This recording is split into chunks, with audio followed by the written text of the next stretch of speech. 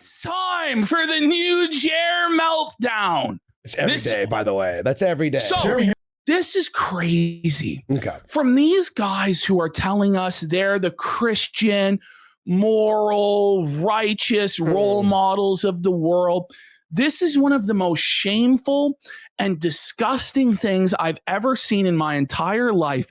Such a shameless and pathetic grift that I don't even think Facebook mega boomer grandmas would even fucking fall for this shit. Okay. They would even find it distasteful. Listen to this. Listen to what he says here. Okay. On a Charlie Kirk video. Here from thequartering, a massive win for Charlie Kirk yesterday.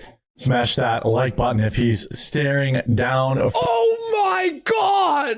Scumbag liar, retard alert! Retard alert! Retard! Smash that like button if he's staring down from heaven.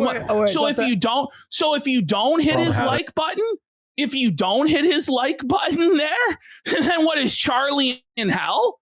You've profited enough off of Charlie Kirk's death, you fucking scumbag. Hang on 1 second. What? And enjoying the fact. Okay, it was doubled up from on your audio, but yeah, whatever. Go ahead. Okay. Play it again. Yeah. Play it again. Jeremy here from thequartering, and a massive win for Charlie Kirk yesterday. Smash that like button if he's staring down from. What if you don't? Is he in hell? Well, that's what I'm saying. You know what I mean? No, but it's just so pathetic. That's actually crazy. It's so disgusting, buddy. We know by his faith in Jesus Christ that he's with his ultimate comforter, his ultimate mediator, his savior, Jesus Christ in heaven. We don't need to smash the like button as though the like button somehow will influence God's eternal judgment. For you to make such statements as these, you have no fear of a living and wrathful God. It's all just a big joke to you. It's all just a big grift to you to fucking milk for engagement and support. It's disgusting, Jeremy. We rebuke you in the name of the King of Kings, Jesus Christ. Shut your fucking pie hole. And you remember last week, I showed you the clip of him on the Worst of Jer telling people, so animals were being abused. And he said, for every like, a dog will be saved from the abuse. How the fuck do you grift on dying animals and now God? Oh, it's in the state of Charlie Kirk's eternal soul. Like, what? This is so pathetic. This is the sort of thing you would see on Facebook. You remember the memes on Facebook where it's like, my child will like, and it's Jesus. And then Satan's like, my child will ignore. Do you know what I'm talking about? You know what I'm talking about? One like is one prayer. Or it was like, oh, share this to 10 people or Jesus won't look after the soul. And you're like, oh, I got to send this. Buddy, this is crazy. How the fuck is he? And look at him here, by the way. Folks, look at his face. This is the most pale looking fucking man. Look at him. He looks sickly. He looks like he's dying. But this is the wolf in sheep's clothing that comes upon the devourer, that comes upon the sheep in the flock and devours them, that destroys them, that pretends that he's a Christian so that he can steal your money. That's what this is. Straight up. Buddy, if he was like I bet you he wishes he was a straight up thief he thinks, at this point. By the way, this is how low he thinks of you out there that are Christians and believers and that call upon the name of Jesus Christ as your personal savior. He thinks that you're stupid. He thinks that he can rob you blind. He thinks that he can grift in this shameless and transparent fashion, and you'll still support him from any and all attacks, no matter how degenerate or disgusting or depraved he will be, because he's a member of our tribe. No, you're not. No, you're not. If you were, you wouldn't act like this. What did Jesus say to us? We will know a tree by its fruits. This is not fruit of a plentiful and productive tree. This is the fruit of a diseased, rotten tree that is poisoning the flock. I rebuke Jeremy Hambley and his blasphemy. We'll rebuke Chrissy Mayer and her blasphemy, Melanie Mack and her blasphemy today. These people are fucked. This is God's wrath coming upon them. Let's be real. Look at this, by the way, Ash. Look at this. His hoodie here. He's lost one of the strings What a fucking retard. He's a bum. Enjoying That's the worst thing he's done. the fact that Tyler Robinson's desperate plea to get cameras blocked from the trial has been rejected. Good. What a fucking bum. He's Okay. such a bum. So I just wanted to show that right off the bat, just to show people what we're dealing with when they cower behind the name of Jesus for their crimes. So for those of you who haven't seen it, Jeremy Hambley did a live stream back in 2020 or 2021. I forget when exactly, where he was going around a Renaissance fair, filming women's cleavage, making disgusting sexual comments in front of children. There were mothers at the event with their kids that pointed out to Jeremy, hey, my kids are here. This is a family event. And he didn't care. He just kept perving, making creepy comments, trying to film up women's skirts, down their shirts. She has kids. She's down to fuck in front of the filming kids. women's feet, making creepy comments about their feet, etc., etc. Well, finally, Jeremy Hambley was brought to justice. The Ren Fair creeper. There's been wanted posters out there, wanted dead or alive for the Ren Fair creeper. Finally, he was captured and brought to justice, banned permanently for life We have the full from the version, Renaissance Fair. Oh. I don't know what happened there. If we zoom in, we can. There we go. There we go. Jeremy Hambley has been permanently banned from entering the Bristol Renaissance Fair and or any Renaissance Entertainment Productions venue in any capacity. And they basically run all of the Renaissance fairs throughout the entire Midwest, like the one in Chicago, he's banned from as well. So he's now going to have to fly if he wants to go to any sort of Ren Fair of any sort of quality. And that's what he deserves. And this is one of his favorite things to do, by the way. This is something he does with his wife every single year. And he now has to explain to his wife why he isn't allowed to go with her to the Renaissance Fair, because they've put up a picture of his face at the front gate that says to the security guards, do not allow this man to enter. He is a sexual pervert. Okay? That's what Jeremy Hambley has reaped from his sowing.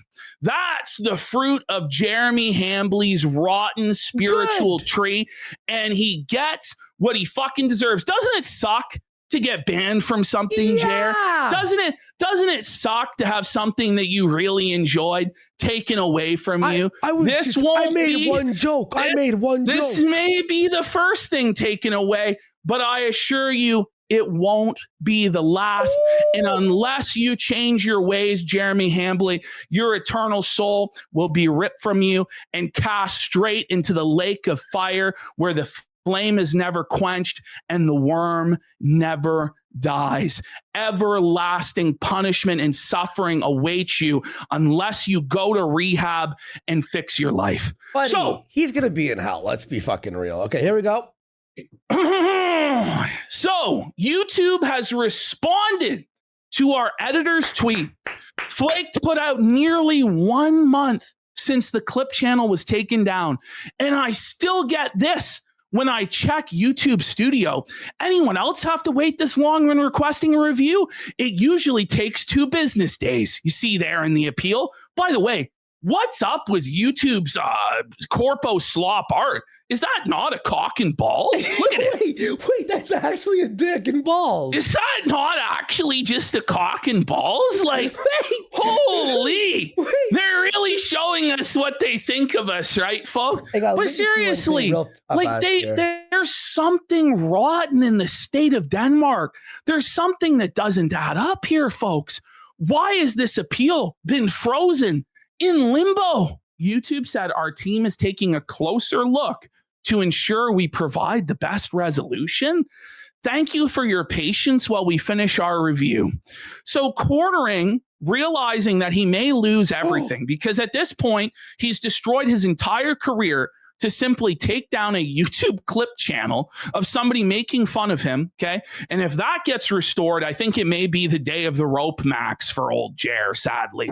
But He then comes in, please, baby Jesus, unban them. Surely the wrongful, unending harassment will stop after. They were not banned for harassment. It was ban evasion. So maybe YouTube was wrong. So basically what he's doing here is he's threatening once again that if we do get the channel reinstated, he'll then be flagging us for harassment.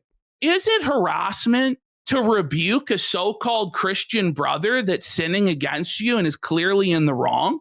Because that's what this is. And listen, we don't attend church with this guy because, let's be real, he doesn't actually attend church. No. He attends virtually from his couch while he lectures all the rest of us about what sort of media we're allowed to consume. Okay. But if we were, then we would go with 2 witnesses before the eldership and confront him with our grievances against him.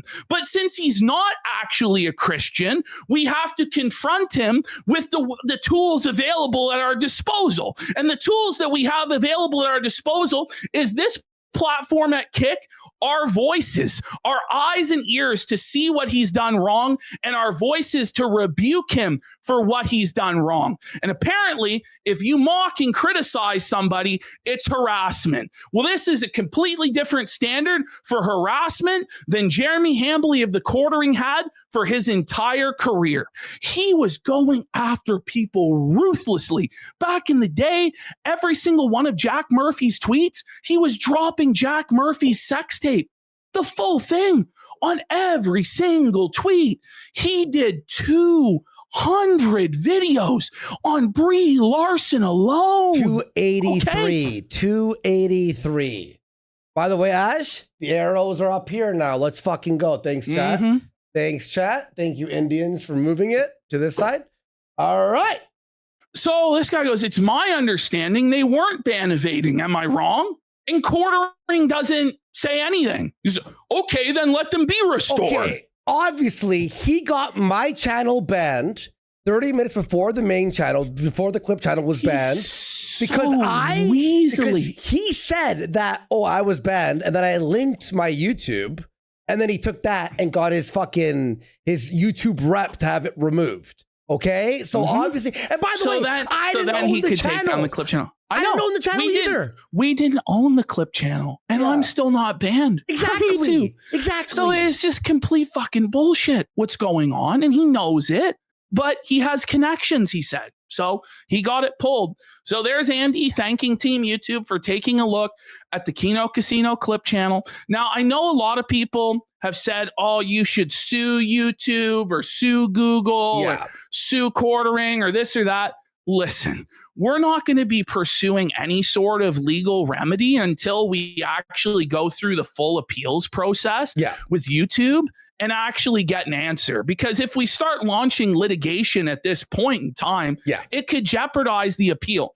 Ideally, what we would like is just to get our clip channel back. That's it. And for Jeremy Hambly to take some level of accountability for the things that he's done.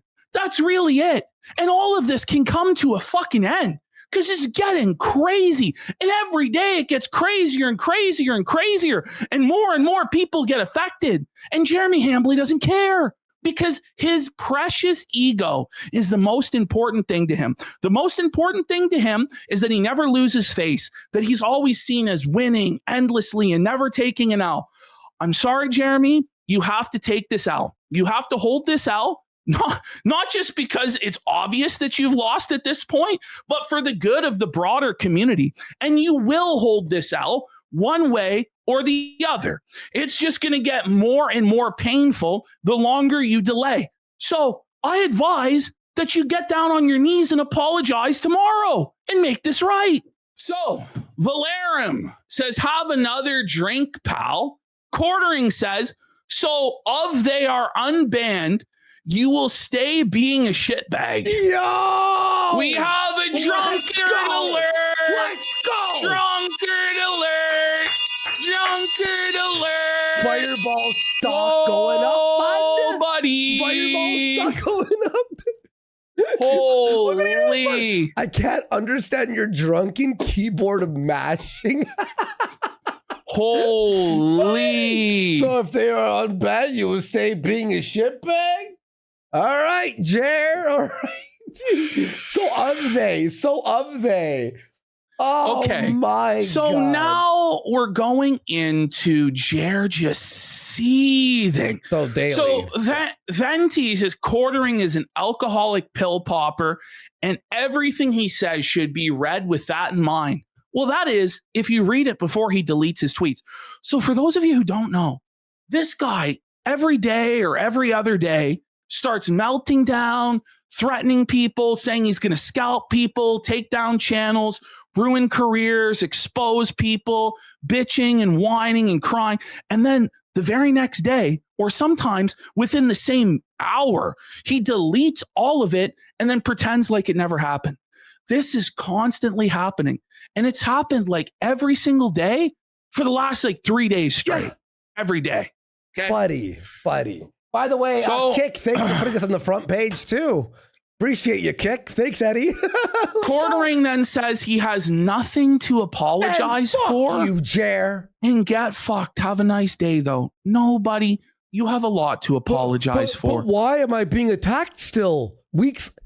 Because he pretends to be completely oblivious to this whole thing. He needs to address it head on, or else this is just going to continue on and on and on, because people aren't satisfied with you pretending that what we all see happening isn't happening. Buddy, come the fuck on, dude.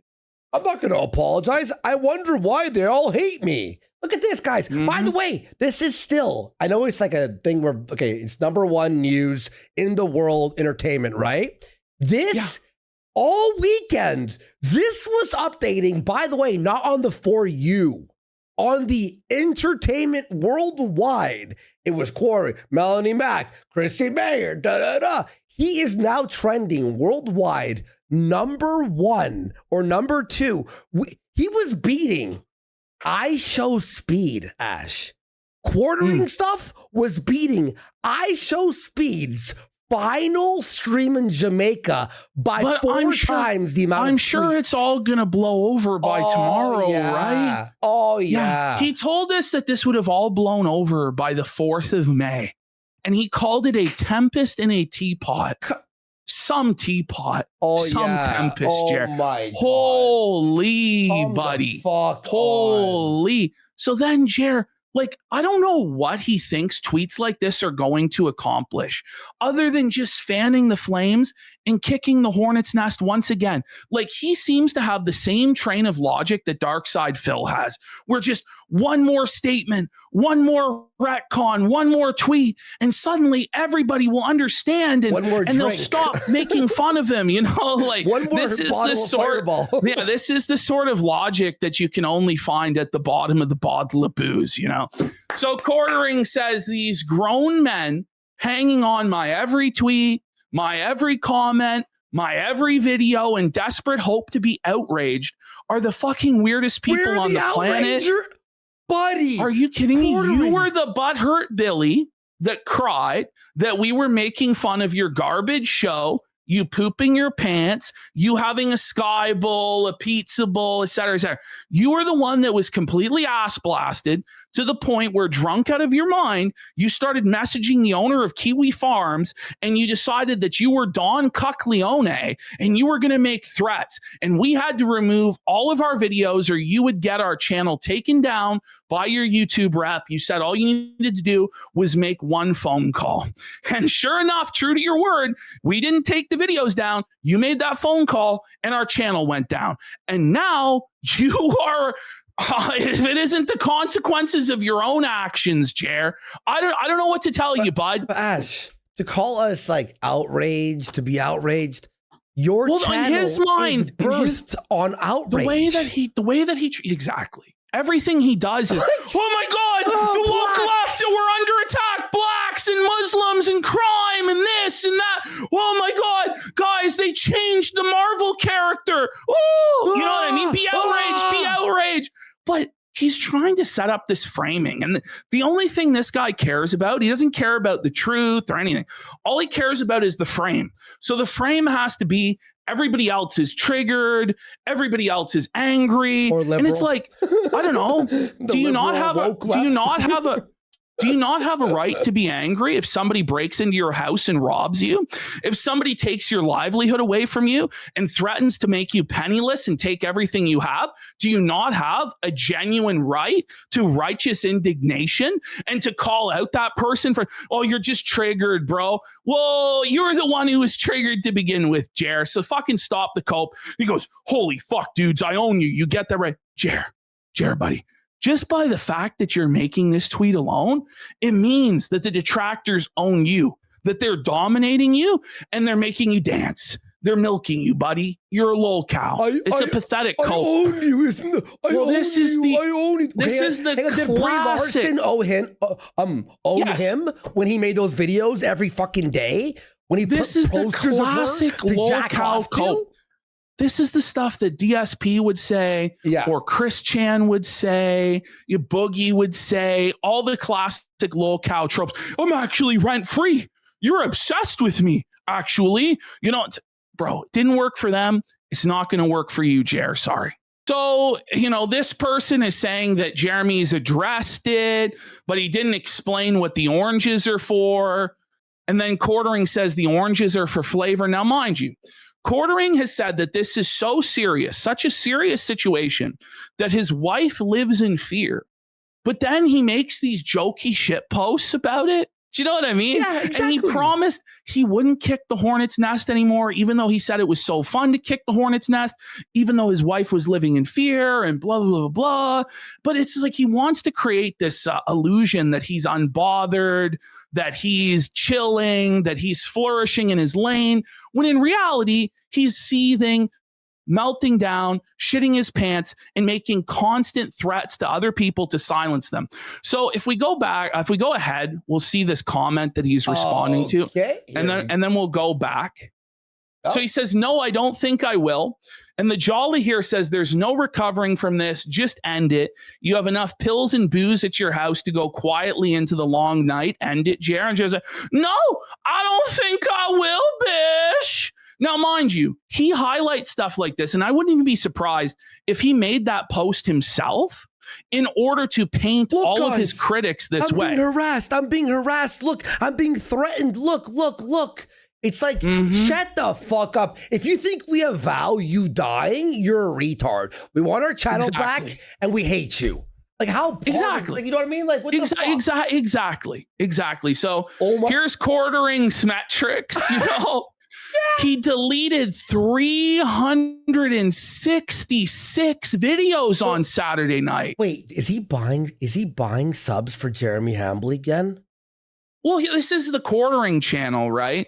But these subscriber numbers and these viewer numbers are not organic whatsoever. No, this is a Jeremy Hambly channel because it's 269K.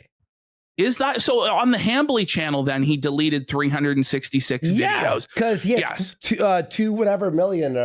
So that's where he had all of these live streams set up. Yeah. So for whatever reason, he believes that he can delete all of these live streams and cover all of this stuff up.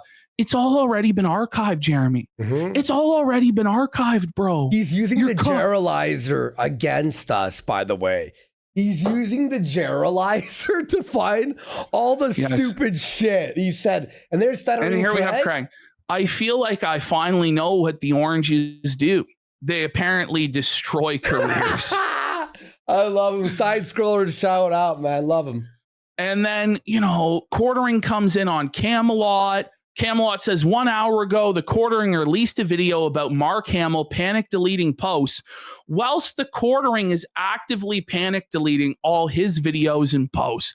I have never seen a lack of self-awareness so severe. And then Quartering goes, brother, the sheer amount of time you think about me is fucking creepy. I'm not interested in you. So was it creepy when you made the hundreds of videos about Brie Larson then, bud? That's the thing, bro. Was it creepy when you did all the videos about AOC or Joe Biden or Jack Murphy or whoever? Like, stop you're it. A deep this is a standard.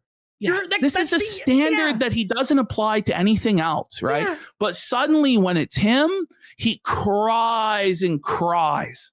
But he did the number one sin that all creators have agreed silently to not flag each other. Not only did he do that and break that, he called his YouTube rep.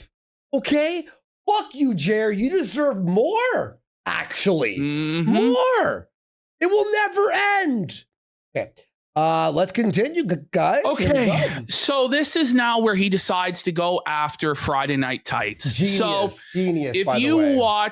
If you watched our prior show about Chrissy Mayer, our Friday show, and what went down with her, the sweeping for Melanie Mack, pretending like she had no idea what was going on, you'll understand why this happened.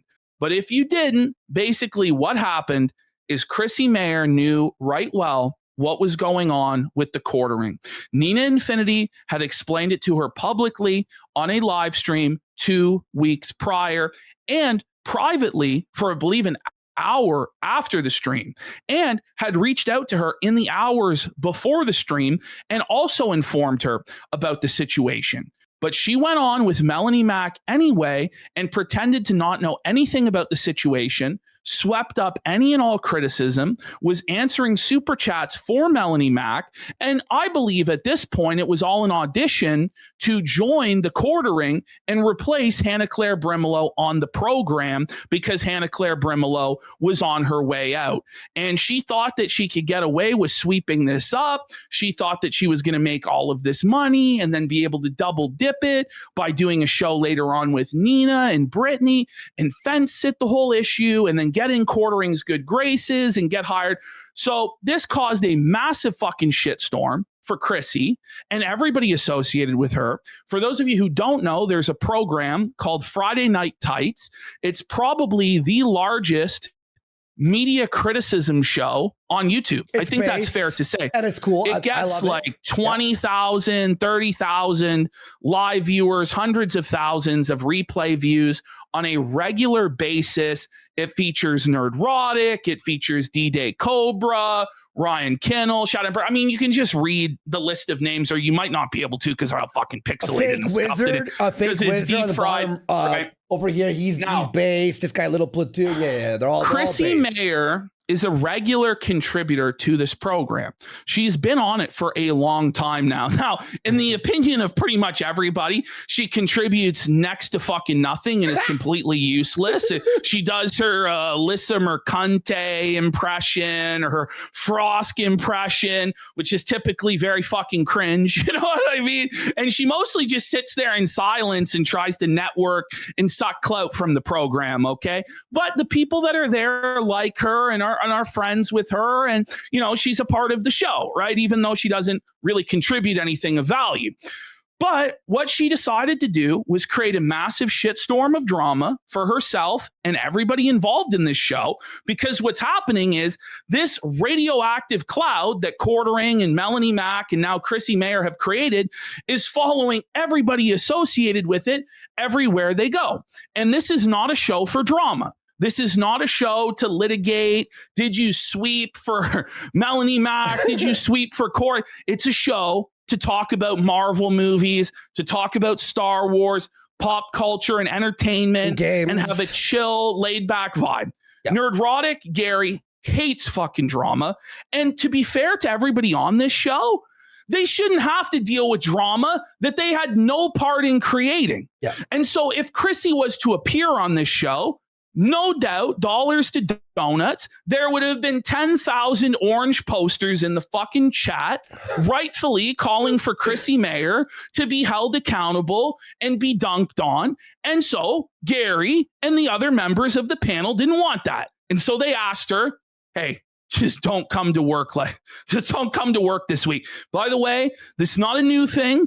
This has been done several times before in the history of this program. This is how they handle drama. When you have heat on you, when you're bringing baggage to the table, it's not a place for that drama and baggage. Razor Fist, they dropped him for a while, but you know what? He was brought back onto the program. He took his lumps, and now he comes on from time to time. This is how they handle business over there. Yep. Well, Chrissy Mayer and Jeremy Hambley decided to throw a piss pants tantrum about this whole fucking situation and accuse these people who have been some of the biggest critics, the biggest champions against woke content that there has ever been on the platform. Against anti-woke. Holy fuck, I pulled a Hambly there. Some of the biggest champions against woke content on the platform, right? They had the balls to call these people woke leftist cancel mob communists. Out of everyone on the platform, they're calling them woke for not wanting to be part of drama. And by the way, do you know why they don't want you on, Chrissy? Because you were defending someone who got people deplatformed with which. Yes. Like, that's what woke people do. That's literally. But now they won't let her on the show because they're woke. No, they are against deplatforming. I just love, by the way, how Quartering and Melanie Mack and Chrissy are allowed to criticize whoever they want. But the moment they get criticized for anything, those people are SJWs and they're woke, right? So this was the statement that Friday Night Tights made. It took up the first 20 minutes of the program. I've slightly shortened it, but pretty much everything they said was very relevant, very on point. And for Jeremy Hambly to go to war with these people when they have the massive audience that they have, all of the money and viewers and support that they have, is just crazy, especially when he shares, and certainly has in the past, a huge percentage of his audience with these people. It's just a completely self-destructive maneuver. So let's have a look at what the Friday Night Tights panel had to say. And remember, this all started, or it was bubbling up when Quartering shit talked Good Jer and Nerdrotic, and I think someone else here. But anyway, this crew for their views dropping, which was all bullshit, by the way, which is complete fucking he lies. tried to say that the entire anti-woke space and everybody who was criticizing media, their views were down, their money was down, and it was dying. No, Quartering, it was your views and your money that was down. Yeah. And you tried to do a crab in the bucket, smear on these guys for God knows what fucking reason, just to excuse your own failure. It was pathetic. Pathetic stuff. Now let's watch this. This is a great clip. I guess we have to address the elephant in the room, the oranges. The orange. By the way, Jeremy's racetrack for 21 subs. Let's go. Big support. Huge support. Thank you, Jeremy's racetrack. The 400-pound, 2 million subscriber elephant. Let's go. Good Jer's been on a fucking tear. Righteous feltoning. Him and Camelot are volleying this motherfucker. Let me just say, for you to be called out like that on this particular program, you have to have fucked up so bad. You have to have universally fucked up to where everybody disagrees with you and no one's on your side and you're completely radioactive and a disaster. Because this isn't a show about drama. They hate to talk about it, but you've made it unavoidable, Jeremy. Mm-hmm. Is that the elephant? That would be ultimately the cause of all this, wouldn't it? So false flagger, allegedly. Allegedly, because we all know he did it. It's the same. It's the same thing as O.J. Simpson saying, "If I did it," we all know you did it, motherfucker. It's not honestly. alleged. We all know. It's not alleged. We saw the emails. He threatened it. It happened. Okay. So allegedly, he only just admitted it publicly in private. Thank you. Yeah, and in the DMs with Bearing, there's really no doubt anymore. Really. Was there ever any doubt? Was there any doubt at any point? No, really. I think at least. I think in a criminal trial, he would be convicted beyond any reasonable doubt, even before the admissions that he made to Bearing in DMs on Saturday night. That's what I think, but who knows? Yeah. Maybe there's somebody out there who would believe that he didn't, but I don't think so. But he apparently... The internet's just making shit up. So I thought it was just a massive coincidence that all the people criticizing him got fired. No, it's just a coincidence. Just a coincidence. Sure, there's 0.001% of plausible deniability, I guess. 0.01%. There's an email that nobody's seen yet that apparently has disappeared because you know what I did yesterday, guys? I so just so you people know what they're referencing here. Jeremy Hambley has his search bar up, as he often does, which leads to a lot of embarrassment for him. In his search history, in his search history, there was an email from YouTube that said, "Thanks for your report." Now, Bering and others have pressed him and said, "Will you produce that email?" And he says that the email doesn't exist. Well, obviously it does exist because it was in your search history, bud.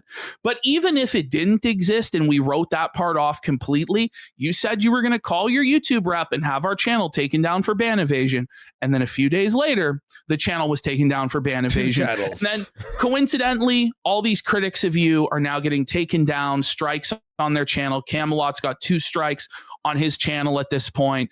And whether it's you directly doing it or people doing it because you've opened the floodgates and think they can get away with it, ultimately you are responsible for this situation, Jeremy, and you need to take some accountability for that.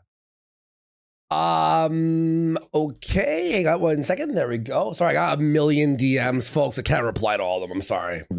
Thank you, everyone, for the I made sure I was prepared for this statement to make sure I watched Kino Casino. You did research before I did research before I decided to talk about something and find out what the hell's going on. And trying to beat Ryan Kennel or something, getting all prepared. I'll be fair, by the way, to follow all this is pretty tough. There's like, you have to watch about 17 hours of content. I don't think it was that hard to follow up until this weekend.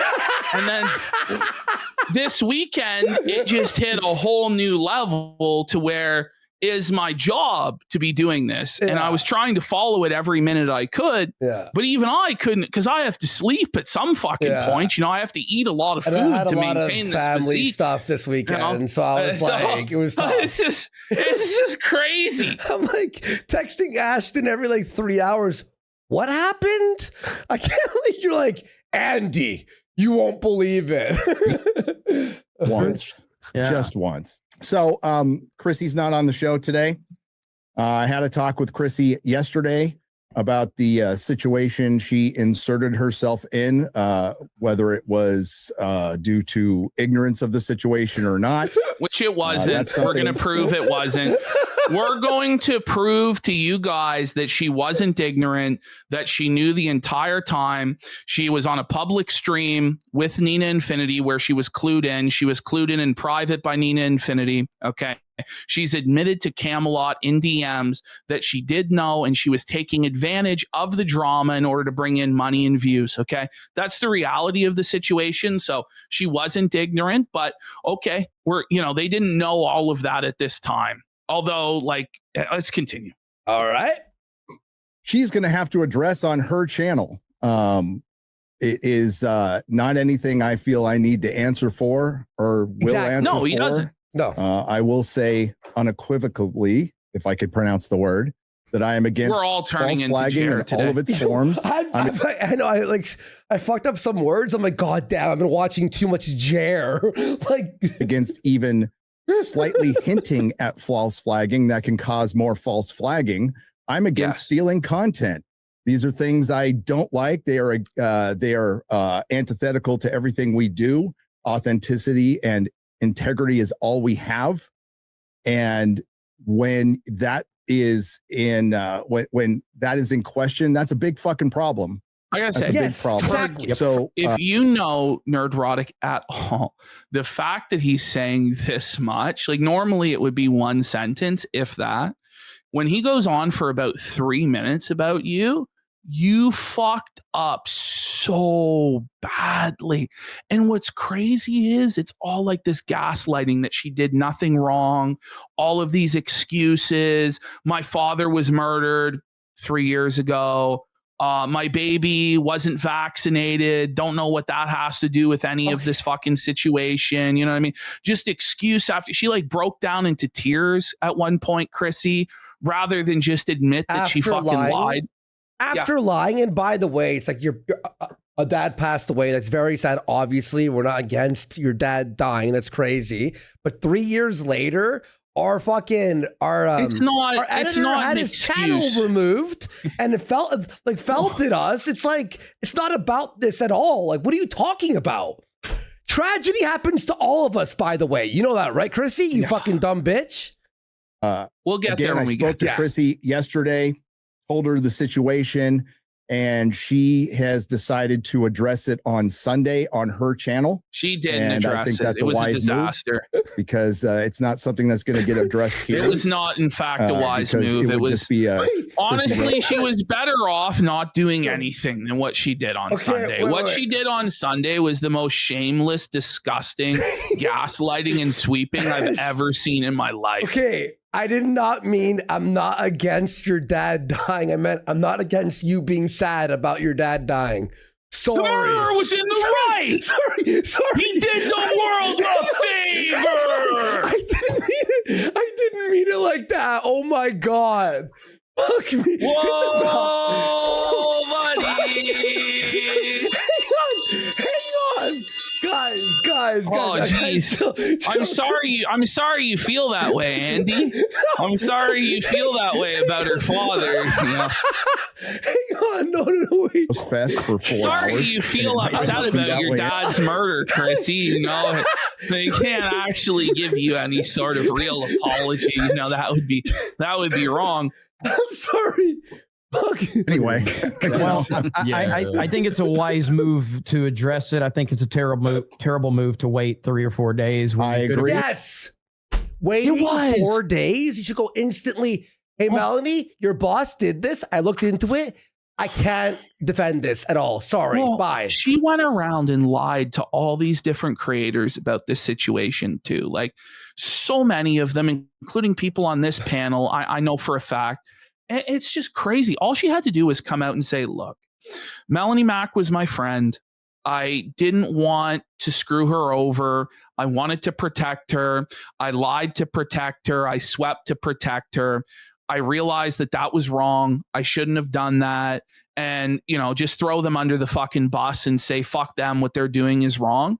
And she would have been fine. Like, yeah, we still would have shat on her for lying in the first place.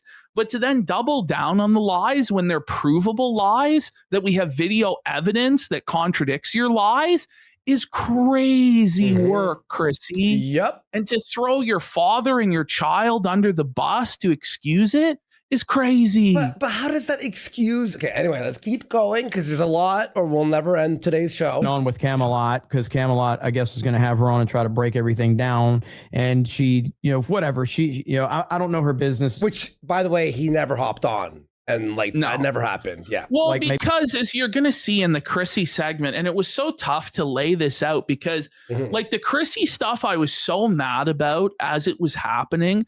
And I just wanted to cover it immediately. But Quartering's meltdowns were so insane, you know, and he's the main character in this arc that he truly has to be covered first.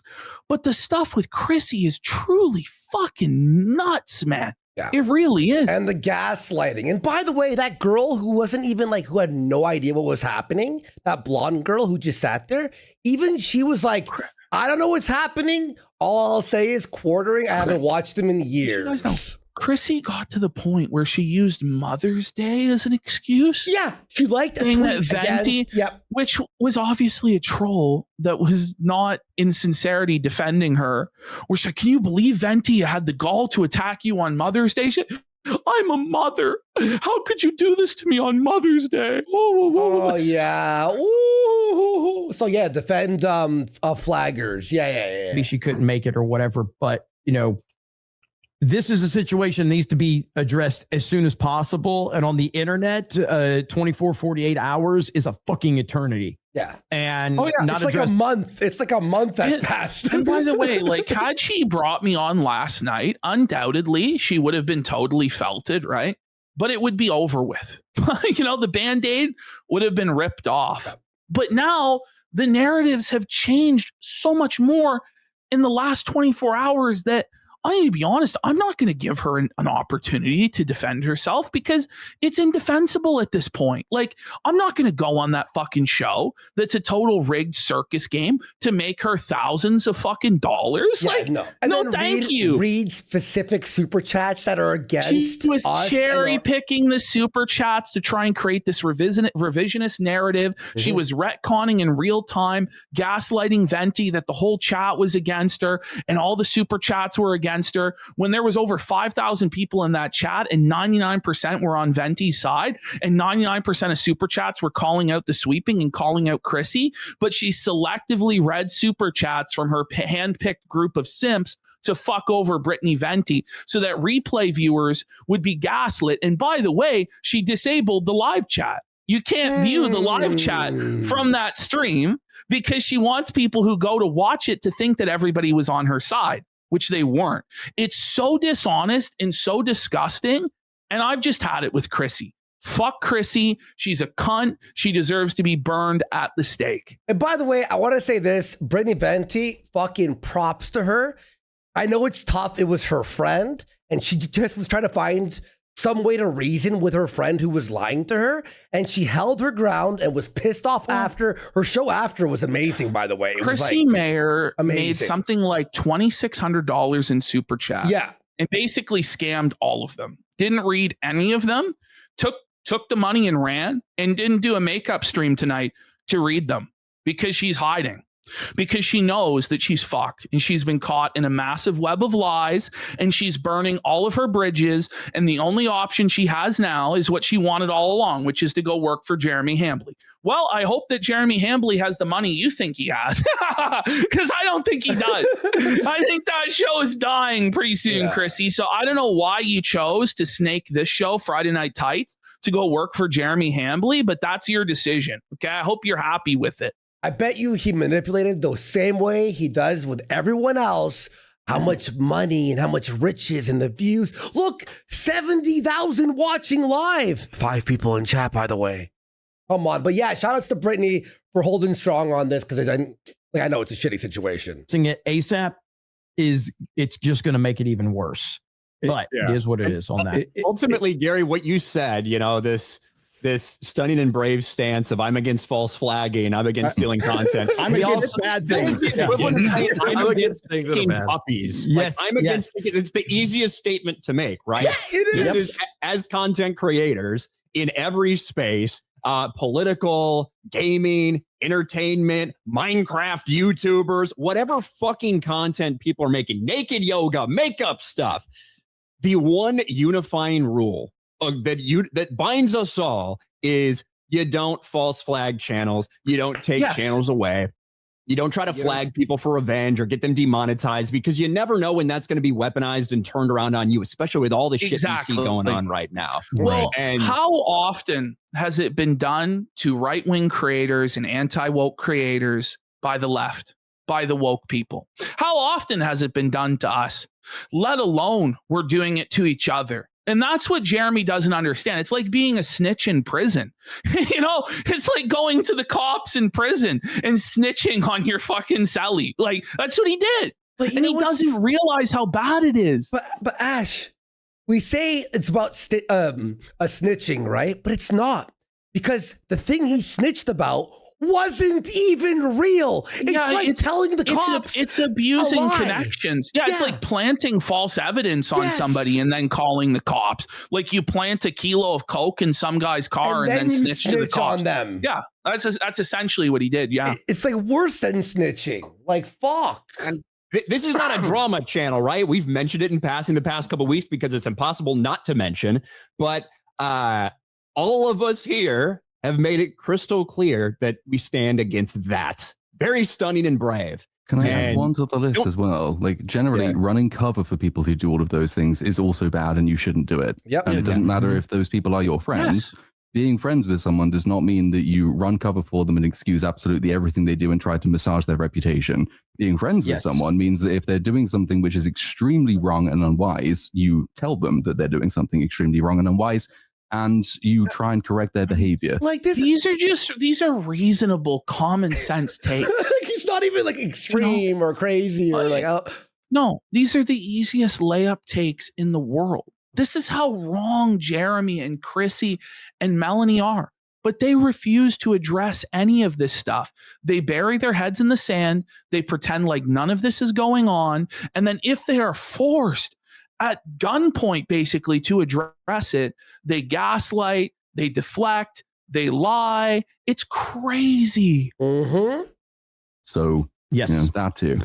Years ago, there was a creator that is no longer part of Geeks and Gamers that was part of the team.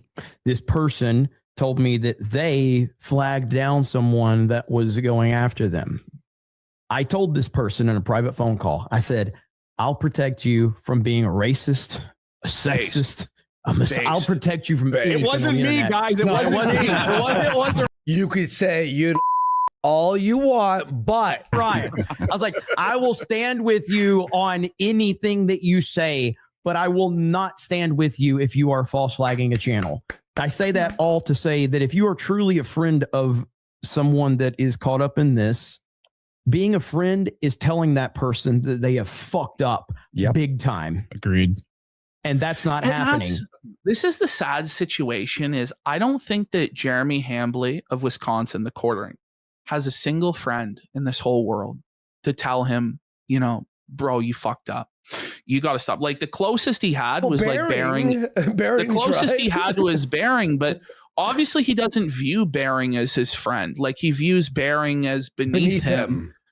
And so there's nobody who can actually shake this guy to reality and stage an intervention for him. And so he's just gonna keep spiraling and continue making insane, irrational decisions. We'll say this after on the Bearing section. But you know what's crazy? The way he's like, I hope the 60,000 views were worth it. Like trying to insult Bearing's view count. It's like Bearing made a video higher than his views. It's higher than exactly. It's higher than Jeremy's views now. But Bearing made that video because you lied to him, wouldn't respond to him, hid away, and he was trying to be and he was in good faith, rationally explaining to you why what you were doing was wrong. And you still backstabbed him. And then you're like, oh, I hope the views were. Shut the fuck up, Jer. Shockingly enough, from fake Christians on the internet not wanting to be honest with people behind the scenes, apparently. Yep. Fuck off. And also, like, as bad as the false flagging is, it is. I think stealing content is about as egregious as that. No. Yeah, so this is a compounding issue. You reckon? No, getting someone's channel removed is way worse. It's for sure removing than stealing worse. Content. It's way worse. Stealing is second. It's second. But it's like getting someone taken down doesn't just affect them, but it creates an entire platform of everyone hitting each other because now it's allowed. Yes. And it is like nuclear weapons. It just becomes free fire. Disparu, by the way. And that's what's been happening. Whether the channel that instigated this did it themselves or just started a fury of false flagging, it's happening. I saw a channel today. So, it's nearly every day. It's nearly every day that somebody who makes fun of Jeremy Hambley gets a video taken down, gets a strike on their channel. Yeah, like I would say it's every 6 hours at this fucking point. Enough is enough. It really is. Yep. Right. We talked about allegedly, and you watch all these videos, you see the email. I think I know what happened there, but it doesn't matter because of the statements that Jeremy made about having the power to take it down, threatening to take it down, all that stuff. So regardless of whether he actually pushed the button or it was somebody that he told to, basically, it's like that's what happened. And until we're honest about that, until he's honest about that, and until he does something to try to. It's got to be honest. Like, how can you paint these guys as like insane trolls, cyber bullies, drama mongers? You can't. These are guys that run like a media show and are just giving the most reasonable, level-headed takes possible. And the smear job that Quartering's doing, painting them as communist agents and woke leftists and a cancel mob, like that's not going to work either. Like rather than actually addressing the arguments that these guys are making, which he can't because they're correct, instead it has to be these deflections and this crying and this coping. It's very sad stuff. Yep. Make it right. Get a contact at YouTube to help, whatever it might be. There is nothing else. Like you can't do that. Yeah. And so it's for those that might be confused, there's a lot of stuff out there. If you might be confused, it's because you're not spending every moment on the internet. So you should think you should be very thankful. Guys be here all the time, 24/7. You have to read everything. Yes. But I see someone in the chat that apparently got ignored the other day. Brittany Venti. You should check some of her content out because she's been on point with covering it. The whole chat was screaming, "Bring Venti on Chrissy and Mel." I know it's later. The gaslighting on the lies next level. where she's like, "Oh, but I didn't have enough time." But you told people that there was no message.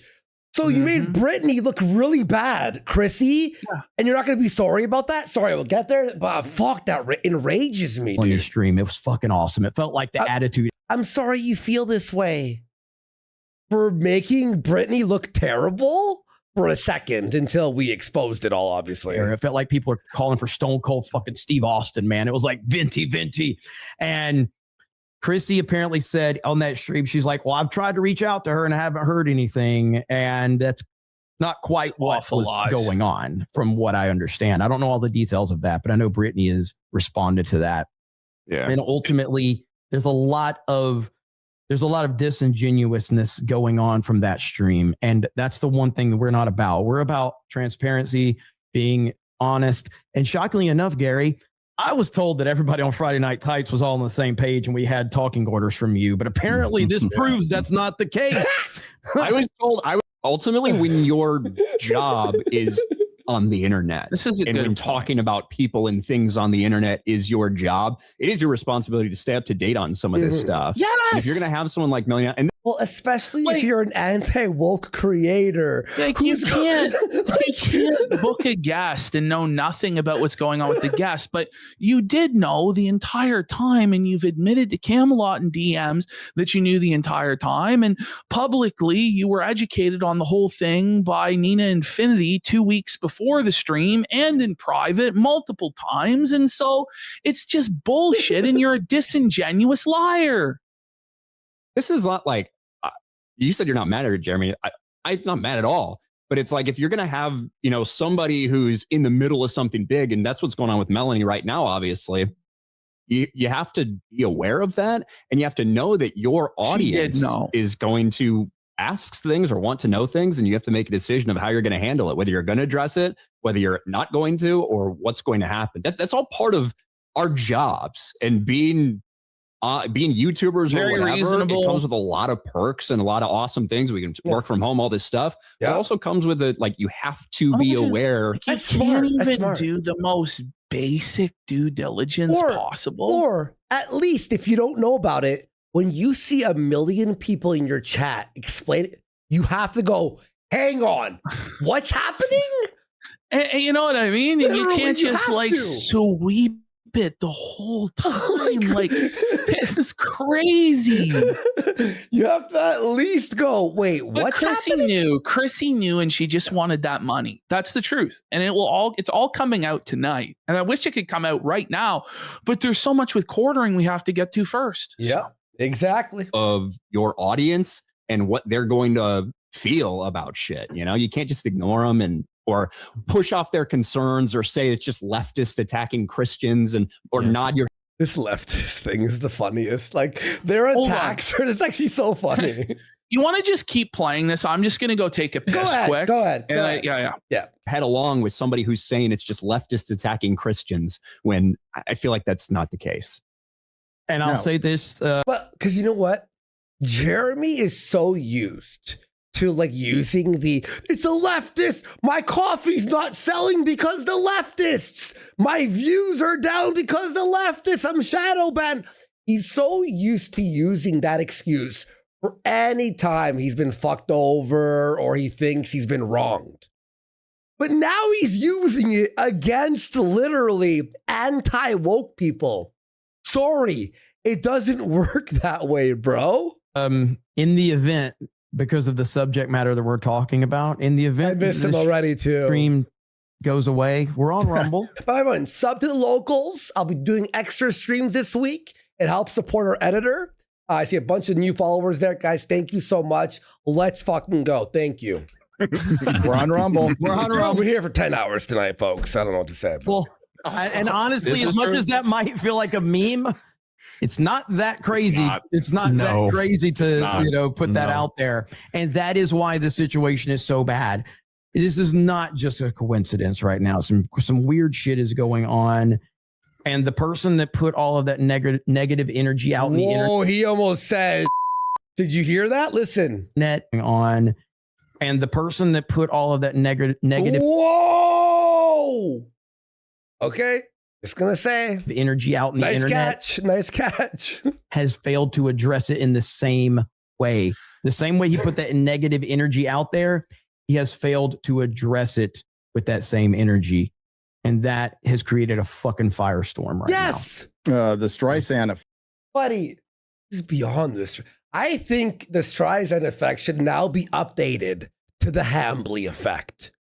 Honestly. Effect. We've talked about it a lot. And listen, when your brand is based on criticizing things. That's the thing too, like the harass. I mean, we could just repeat the same points over and over and over and over and over. All things. You need to quarter pounder effect. Exactly. Be able to take it no matter what. It's not like we don't have channels and detractors. The bull effect. Dream of stopping them. Go ahead. You deserve your say. Everybody deserves their say on this platform. And that's why false flagging is like snitching in prison. It's just something you don't fucking do. Again, like this is beyond snitching in prison. This is you lied about another prisoner doing something to have them like put into like the maximum. And Kino Casino, their clip channel needs to be restored. Yes. Could we look, guys? Please, YouTube, just fucking. How are they not figuring this out yet? Who the fuck is searching? Like it's easy. It's simple. All the evidence is there showing it was fucking bullshit. Needs to be restored now. Tell him, Warski. Tell him. Fuck. I talked to Warski. Play Afy's bathroom really bad. All right, go. About it. He said he doesn't have much hope, but I hope it's returned because for one, his editor got all the money from it. Their editors got all the money from it. Yeah, and they own the channel. And this would have gone away by now if these things didn't happen. Yeah, it would have just been limited to us. By the way, also struck down after Jeremy Hambly publicly and privately, and then it became publicly stated he was going to do that.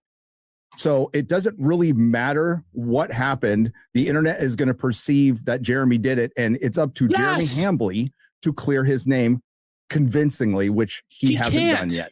He can't, and now this shit is at my door, which I don't appreciate at all. And neither do my co-host, but we will be happy I do to talk about I appreciate it. Days. You gotta love totally fine with it. Like, he's so fucking solid, folks. PPP said last night that we were, we might just ignore it and talk about the next bad Marvel movie. I would be We're going to talk about it and then talk about the next bad Marvel movie.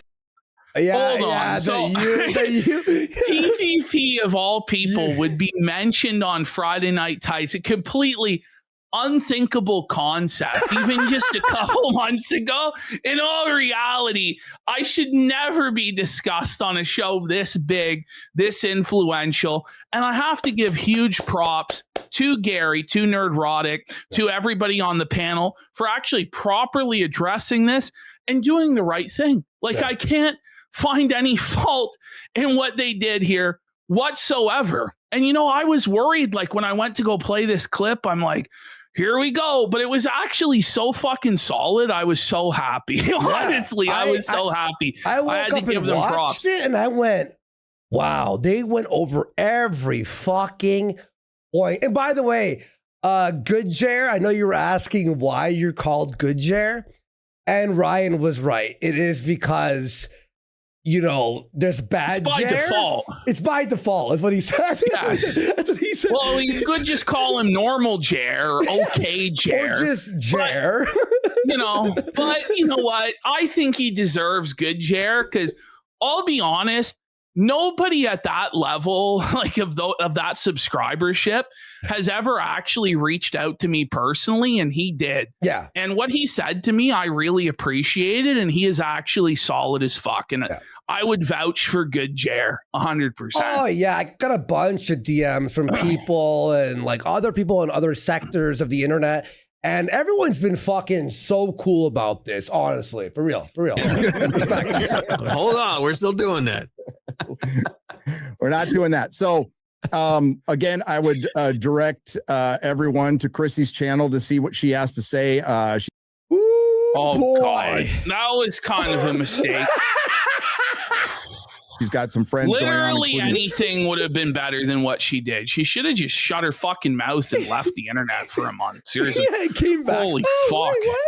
Brittany, if Brittany's in the chat. By the way, we got D-Day Cobra for Good 10 subs. Yeah. No, mad respects. And by the way, D-Day on Twitter has been fire. With Felting in the last few days. I see. Thanks, but this is we really appreciate it, bro. For real. Normal drama. This isn't somebody calling Jeremy not. gay. Exactly. Which he is.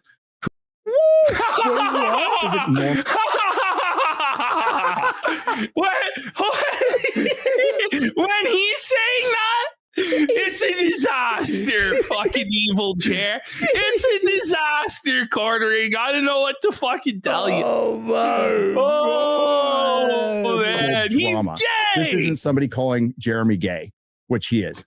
Chrissy, you should be angry at Hambly for the fact that all of that energy came to your chat because he has silenced every fucking critic from his chat on Rumble and YouTube. So the reason that they bombarded you there's is no because he outlet for this.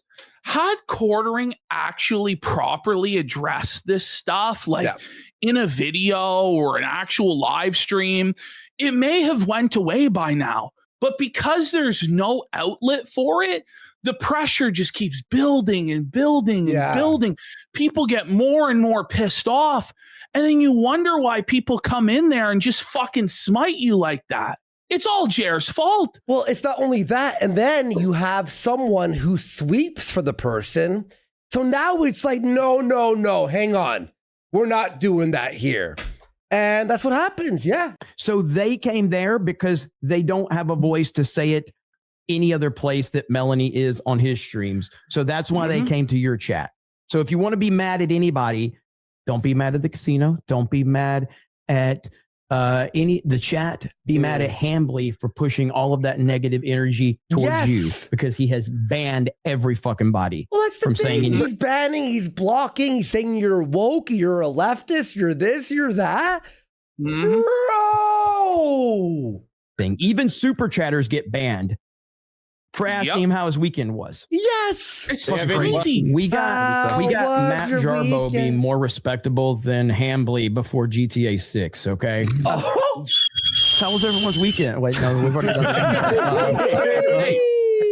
The best thing he's done so far is he's told his mods to ban any of that question. But once he did genuinely ask people how were their weekend, they answered and they all and then they got banned. And then they got banned. Yeah. So very righteous statement from all of the panelists on Friday Night Tights. It went above and beyond any of my expectations, honestly, because they didn't have to go on for 20 minutes. They could have, Gary could have just said what he said at the beginning for 3 minutes and then moved on. But, they went in on the whole situation. They properly addressed it. And guess what happened? All of the orange posters and all of the people who were angry dissipated. They fucked off and they let them do their normal show. Wow. Imagine that. When you actually have respect for the audience and address their concerns in a proper way, you don't get pelted with oranges and hate. Take notes, Chrissy. Take notes, Jer. You fucking dummies. And and by the way, you're putting this in other people's shows. Don't you understand that you guys did something and are doing something that is vile and everyone is angry? Everyone. Yeah. So quartering comes out. He would be better off to say nothing, right? Because he shares a lot of audience overlap with the people on this show. But of course, he has to pipe up run his dick liquor and make everything worse for him and everyone associated for him. So a show full of anti-woke. Are you really going to tell us that D-Day Cobra and Nerdrotic aren't anti-woke? Or is that really what you're going to say here? Stop. If they aren't, then who is? And who made you the gatekeeper, Jeremy? Who made you the no true Scotsman to anoint and decide the arbiter of who's anti-woke and who's not? Fuck you. Banned. No, they didn't ban one of the co-hosts. They told the co-host, take your fucking drama elsewhere, sort out your drama, and come back. Just like they've done with plenty of other people in the past. This is not exclusive to her or exclusive to you or some evil thing they're doing, some grievance or grudge. This is how they handle business on that show, okay? For daring to interview someone they don't like. So disingenuous. Come on!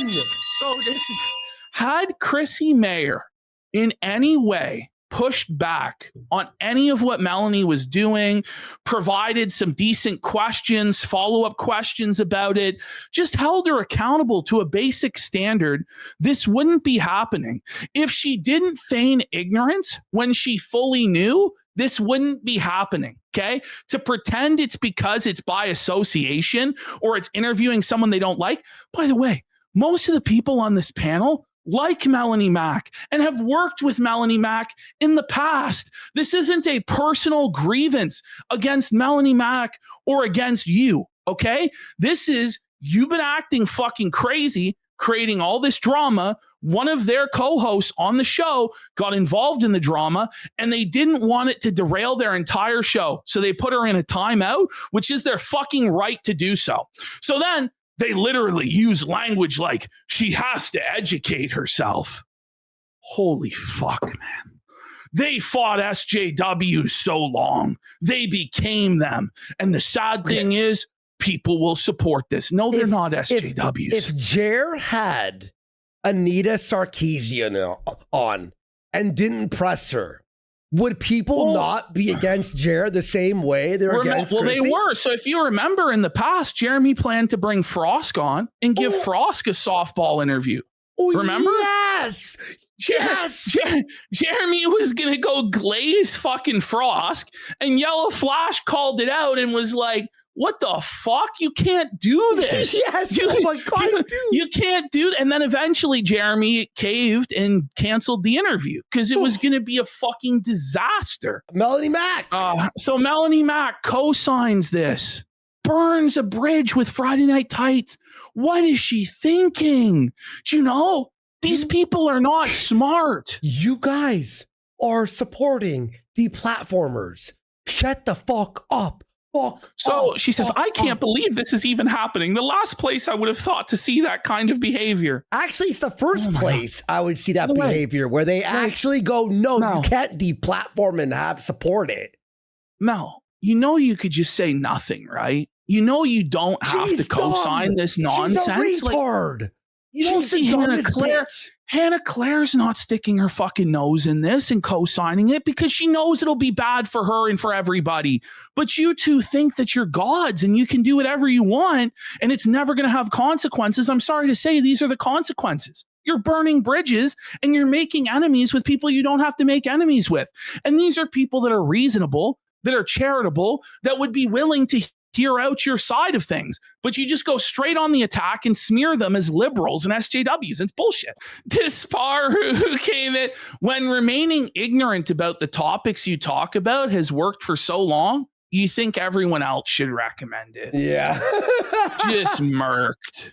Just blown out. And he makes awesome videos too, by the way. Oh, and Mahler, by the way, Mahler took a shot at quartering. Mahler? He's never in drama. Even Mahler. Even Mahler. Well, but you're smearing his friends and associates and business partners as SJWs and wokesters. Like, it's crazy. I love Mahler's videos too. Quartering starts battling back and forth. Brother, stop acting stupid. I have no beef at all with you. Then why did you call him an SJW? And I understand you have to defend the show you're on. Does he though? Because like Melanie doesn't have to defend you either. Like she has no obligation to, and Chrissy doesn't either, to throw their careers down the fucking toilet because you're acting the fool. Like there actually is no obligation to do that. You know, you could just do nothing. But he goes, but you all struggle sessioned her. Where was the struggle session exactly? Like what happened was they said, don't show up for work because you're going to be a distraction. What? Where's the struggle session? Like they pointed out, fix this or fuck off, like either or. You know, and it's all because she dared to interview Melanie Mack. No, it's so disingenuous. It's so bad faith. Everyone on that panel has taken part in this drama. This is SJW BS. This is not drama. This is our careers. Listen. Just say it is drama, right? And they've taken part in it. Do you know where they haven't taken part in it? On Friday Night Tights, because Friday Night Tights isn't the place for that. And that's why Chrissy wasn't invited there, because it was going to be a distraction and it's not fair to the other panelists on the program. And it's been handled this way on multiple other occasions. Jeremy is full of shit. All right. Go. So Quarter Black Garrett comes in. Brother, get off the internet. You struck down channels, people's livelihoods because they made fun of you and you lied about it. Appealed to authority behind the scenes to do more damage. You do and say degenerate shit. You gaslight and strawman. And now trying to pretend this is not because of you? Seems you fit the bill for a 2016 SJW. Yes, exactly. And this dude rules too. Yes. Epic Mike. You and your shill sweeping butter sucking employee. Wait, you missed the word. Literally caused all of this. The fuck are you talking about? Yeah, there you go. Yeah. Okay. Sorry. Yellow Flash. This chair's just getting dragged to fill. The one who became an SJW is your false flagging ass. You're a thin-skinned coward. Mm-hmm. Everyone covering you should be called out. Everyone hates you for good reason. You steal content and you're a flag it. Big felony there by Yellow Flash. We got High King Feanor. They didn't ban her, jackass. This is just more proof that you're a compulsive liar with a booze problem. They knew that Chrissy appearing on Friday Night Tights would cause issues and distract from the topics they wanted to discuss. So they told Chrissy that it'd be best if she didn't appear last night. By the way, Chrissy's not entitled to appear, you know. Ultimately, it's Gary's show, and he decides. He's the boss. Yeah, exactly. Here we go. Oh, yes. Yeah, that's so funny. This is exactly what it is. You know, Mr. Leahy maxing from Jer. Melanie, I'll quit drinking when I say I'm done drinking, Mel. Like, okay, fuck. I am the liquor, Mel. Oh my God. So here comes Jer doing more, just making it worse. Be mad at me online all you want. Like he always has to frame it as that people are triggered and they're mad. No, they just don't like you because of your tactics. But he's the one that's mad that Chrissy wasn't allowed on the show on Friday, you know? True. But they are literally deploying SJW tactics and acting like they are high and mighty. Jer, look in the mirror. Pot meat kettle. Shut the fuck up. So incredibly disappointing to see. Their PR message is indistinguishable from some BLM forced woke mob apology. Okay. Are we for real here? You got us removed off of YouTube. Fuck you. You are the SJW BLM. Do you think that does he think that this is winning hearts and minds to his side?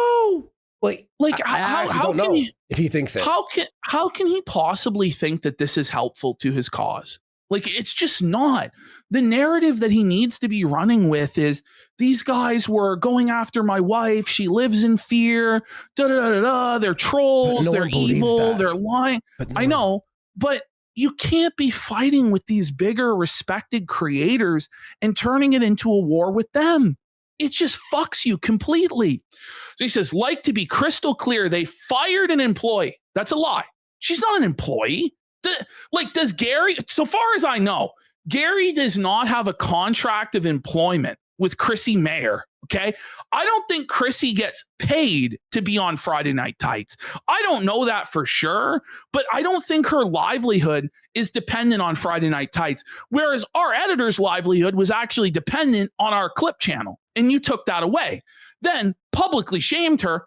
What's wrong with publicly shaming people? You do that every day. People should be publicly shamed when they're fucking retards. Do you know what I mean? Like, holy. What the fuck are we doing here? And directed a mob at her for having someone on her live stream they didn't like. Mobs? No mob was directed. Everyone watches, makes up their own mind, and then reacts. The SJWs got defeated. When?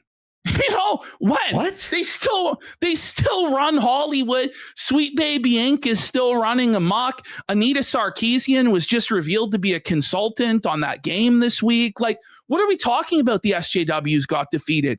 They're still winning. It's delusional. So they just decided to become them. Retard alert! Retard alert! His brain is pickled. Someone in chat just classified. His brain is pickled. This is what alcohol abuse looks like, folks. Holy! I'm like in shock. Okay. So he just keeps going. You guys are all coping. Keep it up with the SJW moral policing. I really hope they never turn on you. Who is they? Who is they exactly? Like the audience? The audience? I don't know. Is it Friday Night Tights? Is it the audience? Because I'm sorry to say, but the audience has a right to not support the people that they don't want to support and criticize the people that they want to criticize. And you can't control everybody. And trying to say that everybody is an SJW that disagrees with you is insane. It's the right-wing version of everything I don't like is Hitler. And it's nonsense. Then they told her, don't come on because drama, then opened the show with 20 minutes of drama.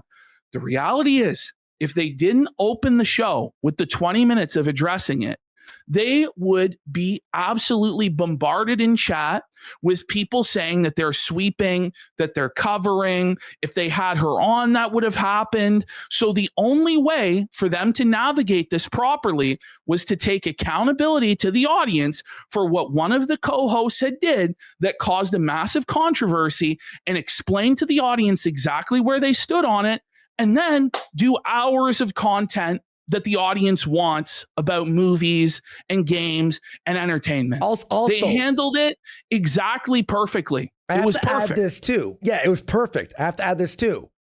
Those guys are cool with us. We've exchanged DMs. They watch us. We've watched them, and we're cool. We're friendly. And they were pissed off with what happened with Jer.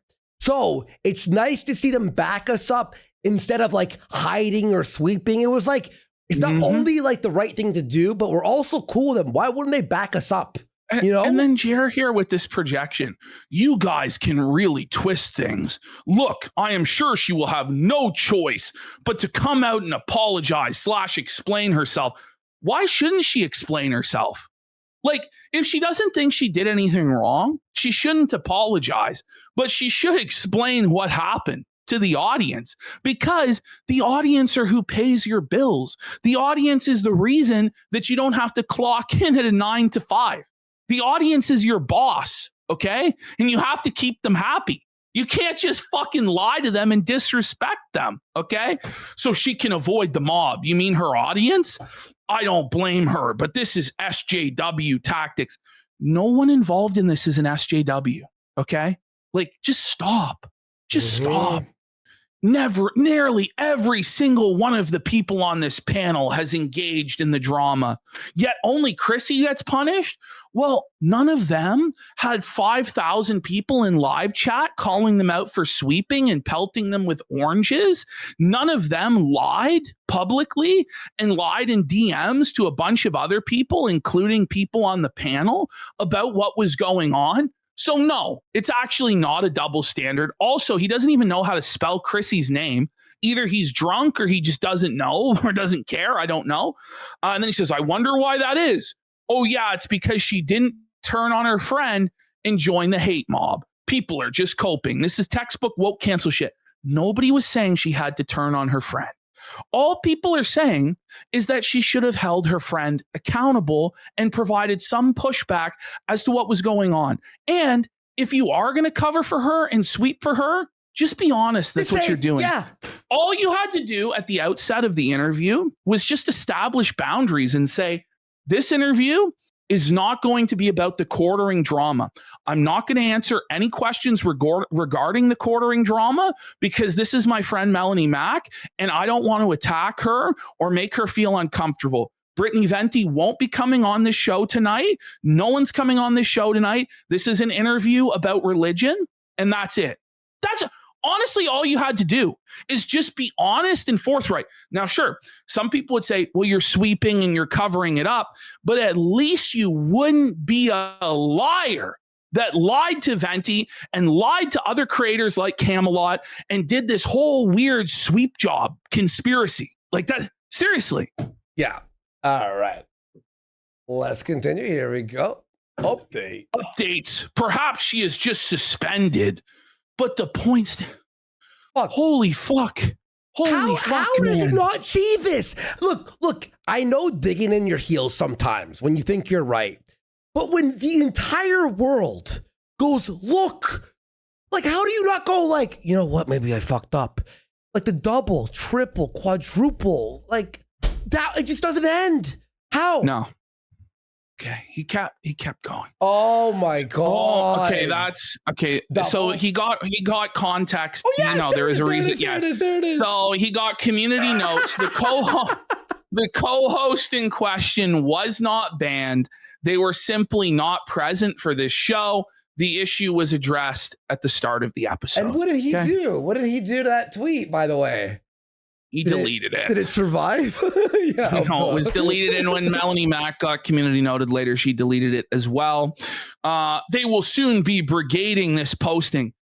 Is brigading just people disagreeing with you? Like, by the way, it's rich for quartering to complain about brigading when he's like the #1 brigader of all time. Literally. And like, I'll go back and I'll compile all the times that he's brigaded in the past, but he was like, he would make posts like, I need troll army to go and comment on this. Like just the craziest, cringiest personal army request. Link it. And you know what I mean? So it's like, this is why I have no sympathy for him getting brigaded, because what's good for the goose is good for the fucking gander, buddy.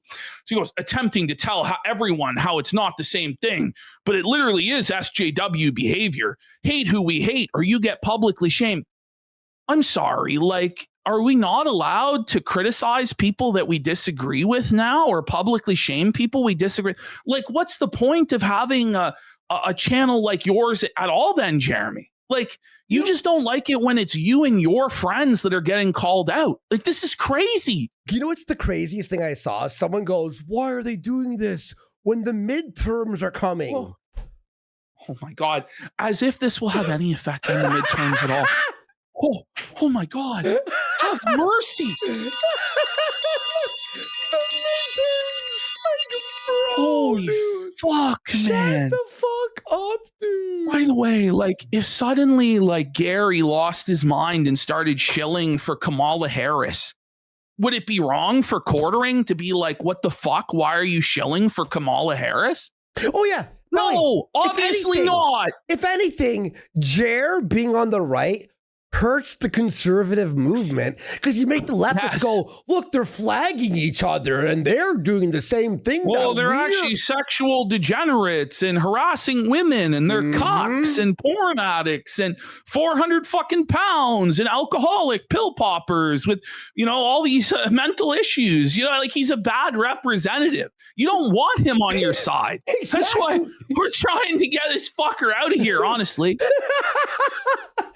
So then he admits he was wrong, because obviously he was. The female co-host of that show was in fact not fired. Now that's where he should have ended the tweet, but he continued. She was only given some time off to think about her actions. Is that what the DMs say? Is that what happened on the phone call? You don't fucking know. Unless Chrissy was leaking it to you, in which case she's a fucking snake. I look forward to her return next week after the impending Totally Not Bullied apology video. So this is the narrative that Chrissy would go with, by the way, that she was bullied into apologizing by Friday Night Tights. Don't apologize. We don't fucking care. Don't apologize. Burn it down. Don't Burn apologize. It down. And listen, if you think that you were bullied, then say, fuck you, you're bullying me. I did the right thing. Don't do what you did. What you did was so twisted. Yeah, like, dude. And by the way, like, Jared's like, I'm not going to apologize. I mean, it won't fix anything. Don't apologize. We don't care. But then don't be surprised that nobody likes you or will ever associate with you. The end, bro. Oh, and Raging Rhino. I love this guy from Flashcast. By the way, you're all radioactive. It amazes me how you're so oblivious to what they did, making sense by not having Chrissy on. It's also crazy how you and Quartering can't see or understand why these people don't want your bullshit drama on their doorstep, especially when they don't have to rely on drama to be successful. You say you refuse to look at the drama while failing to see that Jeremy and anyone backing his behavior are the drama. The majority of the chat, the audience, and your peers have determined that you're all full of shit and they don't want anything to do with you because you're radioactive. Instead of refusing to look at it, why don't you actually look at it and make a judgment? And if you can't see what 99% of people out there see, then you really are retarded and you will reap the consequences of your actions. You are all radioactive. No one trusts you, wants anything to do with disingenuous liars for clout and status. Good luck coming back from this one. In fact, it's pretty much too late. How orange was your weekend? Fucking nuke. Let's go. Truth nuke there. Let's go. Mauler! Judas in the 9th circle of hell. That's what this is. You're a Judas, Mel. A Judas. I've been watching him for years, too. That's wild that he fucking mentioned it. That's crazy. Okay, that is a duplicate. Next slide. Still based? Dude, and you're lying in this post. No one's banned, and the issue isn't because of daring to interview. It's all clearly expressed in the show. Then you lock your replies, and no one can correct you. Post deleted and disingenuously retracted for posterity. There we go. There we go. Oh my God. Okay. Whoa, buddy.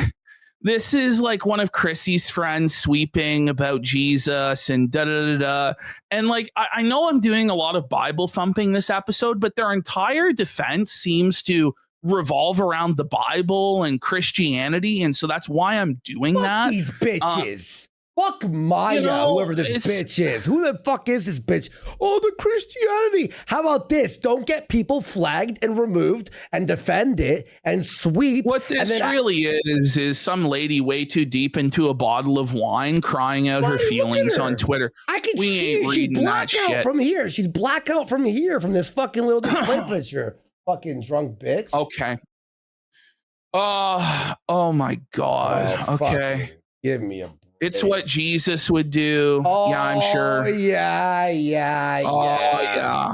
Fuck off. They told her, okay, yeah. Continuing on, this is a repeat. Yeah.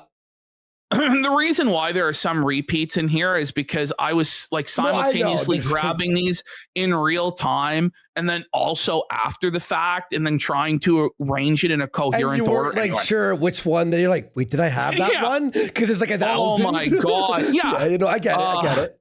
So he goes, exactly. They're acting like SJW bullies and moralizing that it's about protecting her. Are we fucking serious? I never thought I would see the day. Well, they're actually giving her good advice that will help her career is if she honestly addresses this and takes some accountability instead of insulting the audience and their intelligence. It's never going to work. But okay. Yep. Let me just get that open there. This was just endless. Look at this. Look at this shit. Like, and then he just turns off replies. Like, yeah, let's keep going. Okay. There we go. Dude, you really struck down the channels you didn't like. What? He says, Google the definition of sarcasm. Well, maybe when you actually did do this stuff, Jeremy, and everyone thinks you did this stuff, you shouldn't make statements that can be misinterpreted as you admitting to doing the stuff that you've basically already admitted to doing. You ever consider that? And why does he feel the need to jump in and defend himself everywhere? Like, it doesn't help. It's not changing anybody's mind, Jeremy. But he thinks like just one more tweet, just one more cope, and it's going to change everything. It's the DSP mentality. This will make it all worth it. Like, you know what I mean? All right, let's continue. Oh, no. There you go. Epic Mike was blocked by Jer. What a fucking legend. There we go. Quartering. I will reword my previous tweet. LOL. She wasn't fired. Just asked not to be on. Okay. You know who else uses community notes? Well, Melanie Mack used community notes against me one time. So the implication here is that only liberals and SJWs use community notes, but it's just not the case. Like, Elon implemented community notes for the community to be able to fact check institutions. Like, no, hang on. What gets the most notes is literally like left-wing people lying about shit and the right-wing felting them. And by the way, Jer, who had a show called Community Notes with a woman who's accusing him of all sorts of shit? Hang on. It was you, Jer. Oh, it was you, wasn't it, Jer? Hang on, that's actually crazy, dude. Oh my God. Then he says it's also tiresome, basically agreeing that they're SJW cancel pigs and calling this a witch hunt. About the notes thing. So you're allowed to just lie on your Twitter? Or how about you get felted and the truth is revealed? Well, he's allowed to press everybody else, question everybody else, community note whoever he wants, but the moment it happens to him, oh, you're an SJW. No, I'm sorry. It doesn't work that way, Jer. Yep. That's it. There we go. I was wrong. Okay. Yeah, that one we covered before. These are the good guys, they say. Yes. I don't know. You're the one that's cloaking yourself in the righteousness of the Bible and saying that you flag. This is crazy, though, pretending that everybody else are the moralizers while you're beating people over the head with the Bible. Like, shut the fuck up. This bitch, bro. Fucking hate her. Okay, so that was the Friday Night Tights. Now we get into Jer's gay op. Oh my God. Lying to his friends, scamming everybody. So Camelot comes in my favorite part about the quartering crashing out for 2 hours on X, then deleting all of it, is he never outright denies striking channels. He doesn't. He always plays weasel games and lawyerly nonsense to slime his way out. 1 hour ago, Quartering released a video about Mark Hamill panic deleting posts. Well, the Quartering is actively panic deleting all his videos and posts. I've never seen a lack of self-awareness so severe. It must be a mental illness at this point. Yeah. There you go. Quartering controversy causes deletion/removal of at least one of his channels. The Incredible Salt Mine has been deleted. What happened here? What's going on? By the way, everyone knew he erased it immediately. Two channels gone as Quartering removes his BitChute account of 52,000 subscribers. Now, as we all know, it's impossible to get flagged off of BitChute. They'll allow anything on BitChute. Seriously. So he's trying to say that we flagged him when deleting his BitChute at the same time. What he's actually doing here, it's twofold. He's trying to hide the evidence of all of the crazy shit he said over the years and all the bad shit he's done. And also, he's trying to create this narrative that his detractors are flagging him down and his channels are under attack. Okay? It's just crazy. Yeah. It's crazy. Oh, yeah. Jer is deleting videos to prevent archival and analysis. So far, he hid 85 videos that we can see on Social Blade. Mass deletion alert. The Quartering is currently wiping videos. 89 videos gone. Salt Mines podcast gone, tweets gone, BitChute gone. What is Jeremy Hambly trying to hide now? By the way, he can't hide anything because it's been archived a month ago. Not even like he just was found out and he just the moment he got into this controversy, he should have deleted all of this shit. Or if he had any sense, did this a long time ago. So then he's at the Brewers game getting blackout drunk. Let's go Brewers. Look at him. He's blackout, bro. I thought it was AI, by the way. His teeth. Oh, look man. weird. Doesn't it look like his teeth look strange there? It does. The fuck? All right. Bearing goes, quartering. Are you going to acknowledge TISM being deleted? What the fuck is going on? Quartering says, every live stream I have ever done has now disappeared from YouTube, and my podcast channel with 2 friends seems to have been banned. I'm sure it's totally not false flaggers and just a coincidence, but please take a moment to create a Rumble account and follow the quartering there. No way. To be honest, it is my opinion. This is obviously because of mass false flagging from the very people who claim to be against it. So blaming us. These losers never cared about free speech. They are worse than anything they ever accused anyone of. He's drunk. How did he think this would work? Because he was blackout drunk. He was drunk and on drugs at the Brewers game. And in his mind, the gears started to turn. This is how I'm going to turn it all around. Now, if he had any fucking sense at all, he would have had Teddy Feezer flag down the Salt Mine channel and then blame it on us. That's what should have happened. He should have coordinated it in his Discord for everybody to flag his channel so that he could then claim the shit. But the thing is, had he done that, he would then be a ban evader and he would get fucked. Oh, yeah. But what he's claiming here, he soon retracts because I call out the fact that if this is true, then he's ban evading and the quartering channel has to go down. Yes, so he ended up having to retract this entire fucking thing. But this was a straight up Jeremy Smollett moment. This is a straight up hoax, straight up gay op that he created, that he concocted to try and falsely smear us and his other detractors as being false flaggers when he knew right well that it was him who deleted the entire thing. And he gets caught in this lie and he keeps lying and lying and lying and contradicting himself. And it got to the point, it was so bad, he deleted his Twitter account because he couldn't face the music. That was so genius what you did. To be like, oh, so you're ban evading? That is actually like the biggest light bulb moment ever. Like, what a feltoning, dude. Here he is. Then he says, maybe it's a glitch and they will reappear.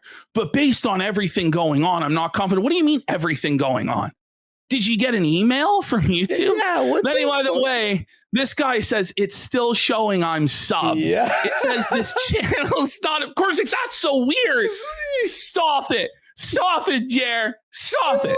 Oh, here we go. So let's take a look at the incredible Salt Mines URL that Kiwi Farms was nice enough to save. If you go to it, you get this message.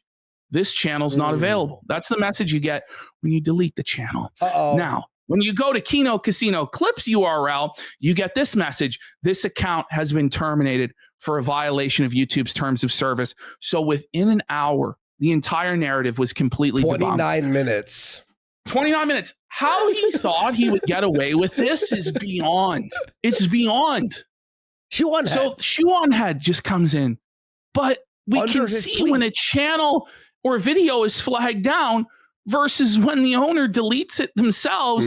Here's your TISM channel versus the Kino Clip channel that was banned. Why lie about something like this? Buddy. Because he's a lying liar that lies and he's trying to falsely smear his detractors. That's what he's doing. Buddy, that's to like blame us for flagging is it's insane. like when Melanie Mack says, once you tell one lie, you can never be trusted. How many lies are we on now with Jeremy? And this is a proven lie. Within minutes, that was clearly meant as a gay op to destroy the credibility of his detractors, and it completely backfired. I'm going to be real with you all. I don't know about you, but when I saw this, the first millisecond, I knew it was a lie. And I don't think anyone, we didn't even need evidence, by the way, to know it wasn't us and it was him. Well, it makes no sense because we've been using that channel to farm clips to felt him. Exactly. Like, varicose veins and Kiwi Farms, but it didn't even make any sense because it's all archived anyway. Like, none of it makes any sense. Baring goes, how did we get simultaneously banned from YouTube and Rumble? Because you can't get banned from Rumble. Oh my God. By the way, then quartering with the gaslighting here to Baring. This is evil what he did. Looks like the channel is gone. Thanks for fanning the flames, Baring. Great friendship. And then look, Baring responds with the no copyright strikes. There it is. No copyright strikes. No community guideline strikes. What are you talking about? The channel hasn't been banned and has no violations whatsoever. All the videos have been deleted. I didn't do it. Dank didn't do it. And that leaves you. And by the way, Quartering will now try and blame it on a rogue editor. If there was a rogue editor, Dankula and Baring would know because they would be added onto the account, but they weren't. Quartering did this, and he continues to lie and try and shift the blame. It's crazy. The funny thing was him doing this, the BitChute and that YouTube channel being erased at the exact same time is exactly how he got caught with us by doing the Warski and the Clip channel at the exact same time. Two channels can't go down at the same time without someone being part of it. He's such a slimy fucking bastard. He's so stupid. It's crazy. So Baring goes, Jeremy just deleted all content from the Salt Mine podcast channel, which he co-hosted with Dankula and myself. Not privated, not unlisted, deleted, without so much as a heads up to his co-hosts. It was never a huge podcast, but it had a loyal audience that stuck with us for 7 years. Wow. For a period of time, we went live from midnight to 2 or 3 a.m. my time to cater for the mostly US audience. It was a love of the game podcast. Now it's erased from history because Jeremy can't handle online banter. You get what you fucking deserve. And by the way, like, although the podcasts still survive in archive format, all the comments are gone. All the live stream chat's gone. All the audience engagement and interaction is gone. And that's part of the reason Quartering swept it up in the first place, is because a lot of the comments and a lot of the live chat was making fun of him. And he always hated it and always wanted to sweep it up, but wasn't able to. And now he finally got his wish in a drunken stupor at the Brewers game. This was crazy. This was crazy work, and props to Baring for like exposing this. Baring says, I don't like releasing DMs, but when you take down 7 years of my content without warning, while claiming you're a good boy and would never censor anyone, you can get fucked, Quartering. Whoa. Throughout this whole shit show, which you started, I've tried to be fair. It's Mother's Day in Australia. I'm taking my wife and daughter out for lunch. We'll continue this retardation when I get home. Buddy. Whoa, buddy. And now you're bothering Baring during Mother's Day? Oh, yeah. Like, fuck off, dude. Like, what the fuck? Look, I hope the 60K it's like, it's not about the views. So passive aggressive and pathetic. Insulting. Just say something. Just say something to the effect of "fuck you, you're a piece of shit, you snaked me." Like, just come out with it, And then Baring goes, "Well, did you not think the video was fair?" And Quartering says, "I didn't watch it."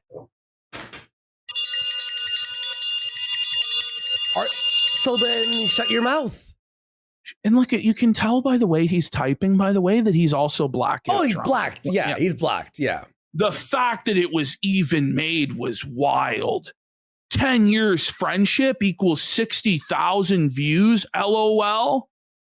I would love to signal boost your wife's channel getting demonetized, which, by the way, is probably the reason.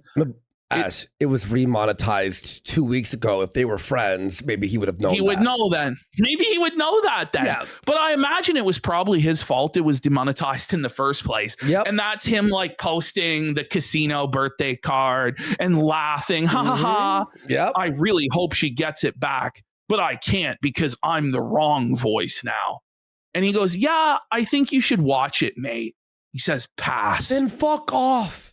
Like, this is a person. Holy. This is literally alcoholic beyond. Like, where he's doing everything in the wrong. People are explaining, this is what you're doing wrong. He's like, no, it's not right. No, you I'm right. Won't even watch it to know maybe why someone's disagreeing with him. Yeah. Then he says, the same reason I didn't make videos on Dank Leo's divorce, he's drunk, and all the wild accusations against him. Even defending him would have been bringing more light to garbage in his life. You 100% have the right to make the video. It's cool, but you were basically the last person I expected to try to profit off this. You ever consider in your mind if that's the case? Maybe it's not about profit. Maybe it's about him trying to do an intervention with you, but maybe it's about him trying to do the right thing and stand by his principles. About money only. He will backstep, step on, betray his morals or values for a nickel. What this comes down to ultimately is that quartering is the thief that believes that everyone steals. Mm-hmm. Because everything for him is about money and profit, he thinks that everyone else is solely motivated by money and profit, which is really, really sad. Yep. Then he says, but you were, he says, now I get to embrace the villain character, which is much easier, which by the way, he hasn't even done. He's just been like a crybaby trying to paint himself as the victim. He would be better off defending flagging and censorship and being like, no, this is based. Harassment isn't speech. I have a right to take this content down if I want to because I'm the fucking man. And fuck you if you cry about it, you're a pussy. People would have more respect for that strength than pretending like nothing is happening, making endless excuses and denials, all these strange half measures of posting all this stuff on Twitter and then deleting it the next day. Like he looks like a schizophrenic fucking lunatic. He looks weak. It's pathetic. You know? Then he says, I wish you the best, man. Seriously, not ironically. Now I'm just going to do all the shit people accuse me of because it literally doesn't matter. So there he is saying he's going to flag people down. He's going to brigade people. He's going to harass people. He's going to dox people. He's admitting he's going to do all of that. And he says, my viewers don't give a fuck about 20 years ago internet culture. Oh, so your viewers don't care you're flagging? Well, you know what? No. See, he has no principles, right? All he cares about is, will there be consequences for my actions? Will my viewers punish me for that? And his belief is that his viewers are bots and people in nursing homes, like boomers that don't know anything.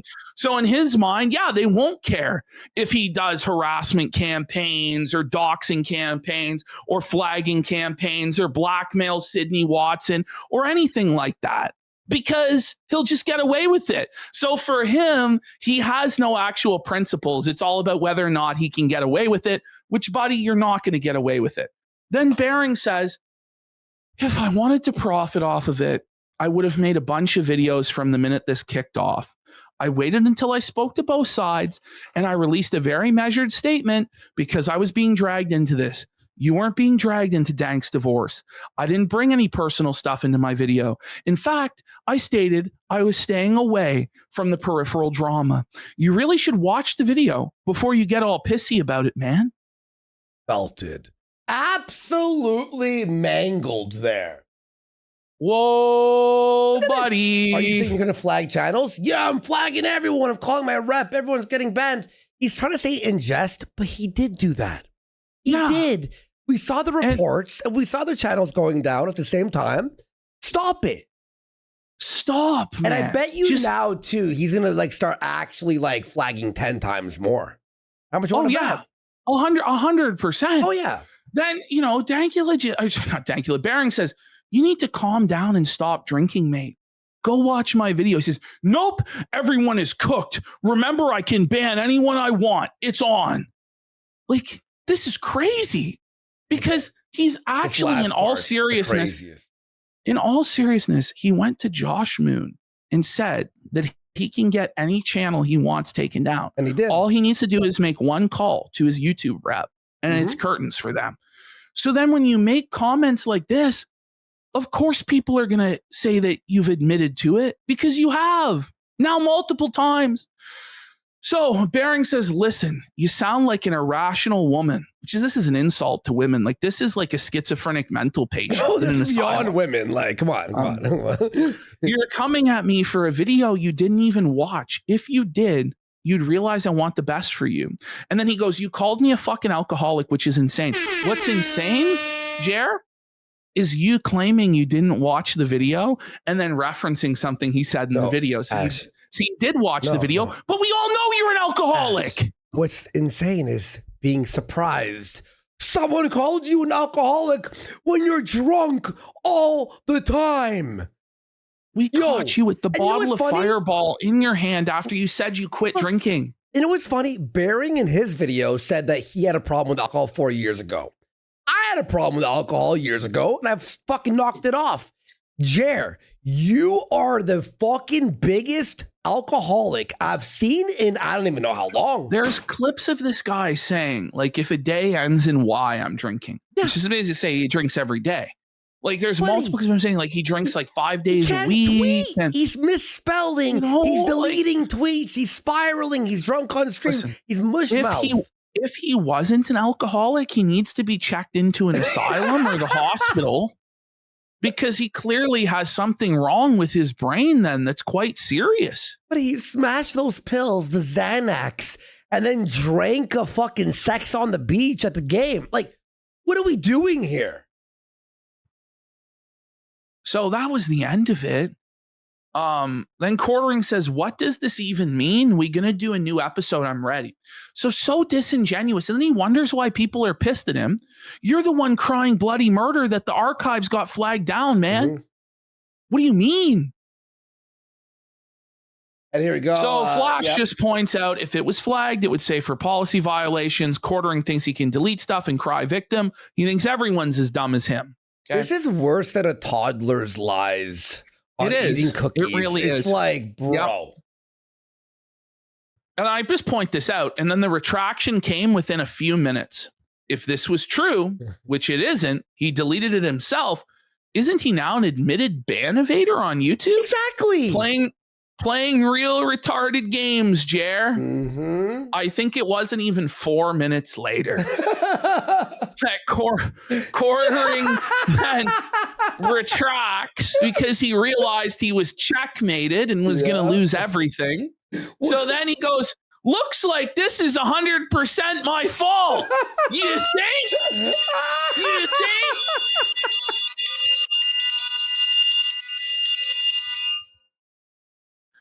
I was not clear on videos I wanted my editor to delete. The editor didn't delete the salt mine videos because there was only 3 people who had the power to do that. Dankula, Bering, and you. And it was you. So I don't know why you're lying like this. Wait. Why lie? Ash. So you're telling me the editor was told to delete some videos and deleted every single video? He was a rogue editor. No, if it was the editor, you obviously gave the order for it all to be taken down. So it's the DM. What employee is going to nuke an entire fucking channel without permission? Like, what are we doing here? By the way, was this guy fired for this? You want to explain? Then he goes, I am working to restore what I can, and I will give the boys all the episodes to re-upload. I had just been testing a theory. Hold on. He had just been testing a theory that live streams drag channels down. What? All of the posts on the Salt Mine channel were live streams, Jer. What? It doesn't make any sense. And then you also deleted all the live streams off the other channel. Well, he's going to walk back this explanation later because he knew it made no sense and give an entirely different explanation. I'm going to be real. This is mental illness. I think I only made it to this explanation, to be honest. I'm not going to lie. Oh, my God. So here he is, drunk out of his mind. Everything is achieved. Please re-upload. I did see this. You mean everything everything is archived? Like, I thought he might have ended it all when he said everything is achieved. Like, it's like Jesus on the cross saying it is finished. Like, I don't know. Like, holy fuck, man. Everything is achieved. Do not redeem, sir. Everything is achieved, sir. So then he says re-uploads all approved. I hope it will be back. What do you mean approved? Like, what? They don't need your permission to re-upload their own fucking podcast. Their channel is gone and can't be brought back, by the way. Fully approved all re-upload. I don't know what the issue is, but yes, please re-upload. Well, who would know then? No, the thing is, you just told us. It's already archived. No one cares. What Bering and Dankula are upset about is you removed all the chats, all the comments, the history of that channel. The archives will always exist. They exist of our fucking channel, right? But it's my God. view count, the moment it was uploaded, the history, the achievement of that not like, okay, upload. Okay, Bering, make a new channel and upload them. Like, what? Who cares? What? It's over. You ruined it. It's just crazy. You ruined it. Done. Oh, here we go. Oh my God. So then he said, I should not send signal messages while driving to a baseball game. So he's admitting that he's texting and driving and probably also drinking and driving by the sounds of it. By the way, like, why say signal messages? Like, it's, like, just, why do you, it's like over explaining, you know what I mean? Like, he's just an obvious liar. Then he says, I just wanted to clear live streams from my main channel. I know why. Not all channels. Hold on. From his main channel, not all channels. Then why aren't all the live streams off the quartering Rumble? She said Signal because Signal erases your messages. Yes. So when they ask for the DMs, it'll be deleted. Yeah. And sorry, exactly. And your so he can't provide. Yeah. So he can't provide any proof of it because Signal automatically erases the messages. Right. The only thing that matters is the salt mine, really, and I am pretty sure I have them archived somewhere. What? Wait, what? Oh. I'm pretty sure I have them archived. You deleted 2 channels. You fucking mongoloid bitch. Fuck. So the quartering community noted twice in one night. Oof. Probably stop compulsively lying. Deleting all your videos to pretend you got flagged to play victim is psychotic behavior. Take a few months off and go to rehab. There's the community note. A co-host for one of the affected channels revealed no strikes were issued by YouTube. This content was deleted by Jeremy. No user reports could remove this volume of content from multiple channels across 3 unaffiliated sites at the same time. Maybe Jer's YouTube rep could do it, but, that's about it. The fact that he thought this would work is crazy. So Bering then says, no, they are not on BitChute. 404 page not found. This may also occur if a user has removed their own video. Looks like they've been permanently memory hold quartering. Here you go. And here it is. We've always been at war with East Asia. Oh. This is like the 1984 level gaslighting. 2 + 2 is 5. The chocolate ration was increased from 50 grams to 40 grams. We've always been at war with East Asia. It's just crazy. War is peace, ignorance is knowledge. And this is the same shit Chrissy Mayer does. And then they wonder why people are so pissed off. Let's just keep going. Yeah, Lambo Calrissian for a stomp 5,000 kicks, saying, I love the idea that he did have that theory, though. Like, yeah, Jer, it's the live streams, not the low energy slop coverage and dog shit shorts where you look and make yourself look like a total fag for pennies. And also, by the way, you steal content. Yeah. That's what was the 6-year-old podcast was deleted. Yeah. So he goes, just got home after an amazing Brewers win. I had my editor delete live streams because they were dragging down the channels. Lost in the Mix was an old podcast from 2 years ago. What? It doesn't make any sense. It was an entire channel, not one podcast. There are several archives of it, and feel free to re-upload. And then he gives a more accurate explanation that contradicts the prior explanation. There we go. People were using 10-year-old live streams to try and ruin my life. And so I said, delete them all. That wasn't clear about the podcast channel that was on me. So you're admitting that when you said it was about the algorithm, that was a lie. So now we're on a different explanation because that explanation didn't make any fucking sense whatsoever. He's admitting so it. Now, wait, but it's like, Jeremy, if what you said on a live stream can ruin your life, isn't that pretty fucking pathetic? Maybe you shouldn't have said that shit then, huh? But everybody else has to be held accountable for what they say, right? The people who are saying that they were celebrating Charlie Kirk's death, you said they should be fired from their jobs and lose everything. They should be held accountable for their words, right? But when you get held accountable for your statements, it's wrong. Explain that. It doesn't make sense. Okay, but again, I don't understand how he didn't think everything was already downloaded within day one. He's so stupid. I really don't know. I think really the real answer is it wasn't even about hiding it, and it wasn't about the algorithm. It was a gay op designed to make it look like we flagged down his channel. Fair. I think that's the real motivation. Why add BitChute to that then? That's true. I think that it is also he's trying to hide stuff, but it was all already archived. Well, Cope and Seethe here just points out it makes literally no sense. The quartering live streams remain up, and even if you wanted to clear lives, why would the editor even have permission to remove a channel? Honestly, man, this is a new level of fucking absurd. That's the thing. Like, it wasn't his live streams were still up on the main quartering channel.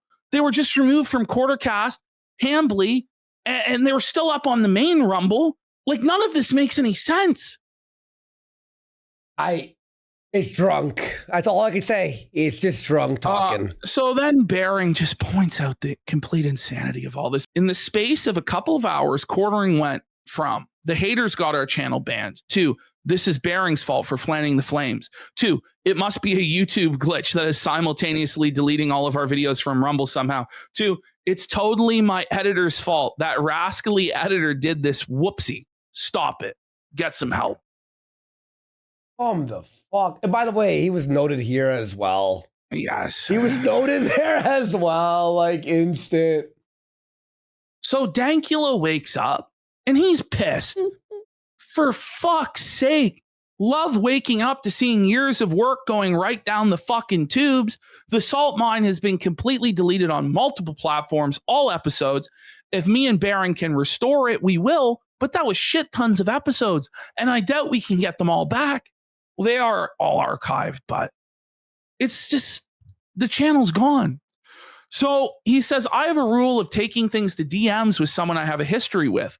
And I talk to them privately if I have a problem with them, which is what I've been doing the past few weeks. So he's admitting he's been trying to tard wrangle Jer for weeks now. Yeah, of course. Mentally, haven't had it in me for a while to be involved in drama. But years of my and Bering's work getting pointlessly yeeted has me pretty fucking furious. Dankula doesn't want to be involved in this. Quartering has forced him to be involved.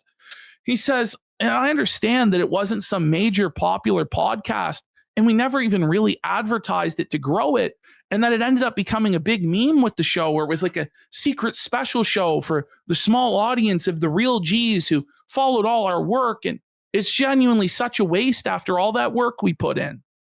And it's, again, memories. It's like the shit you've done in the past are just like wiped because of a drunk fucking retard.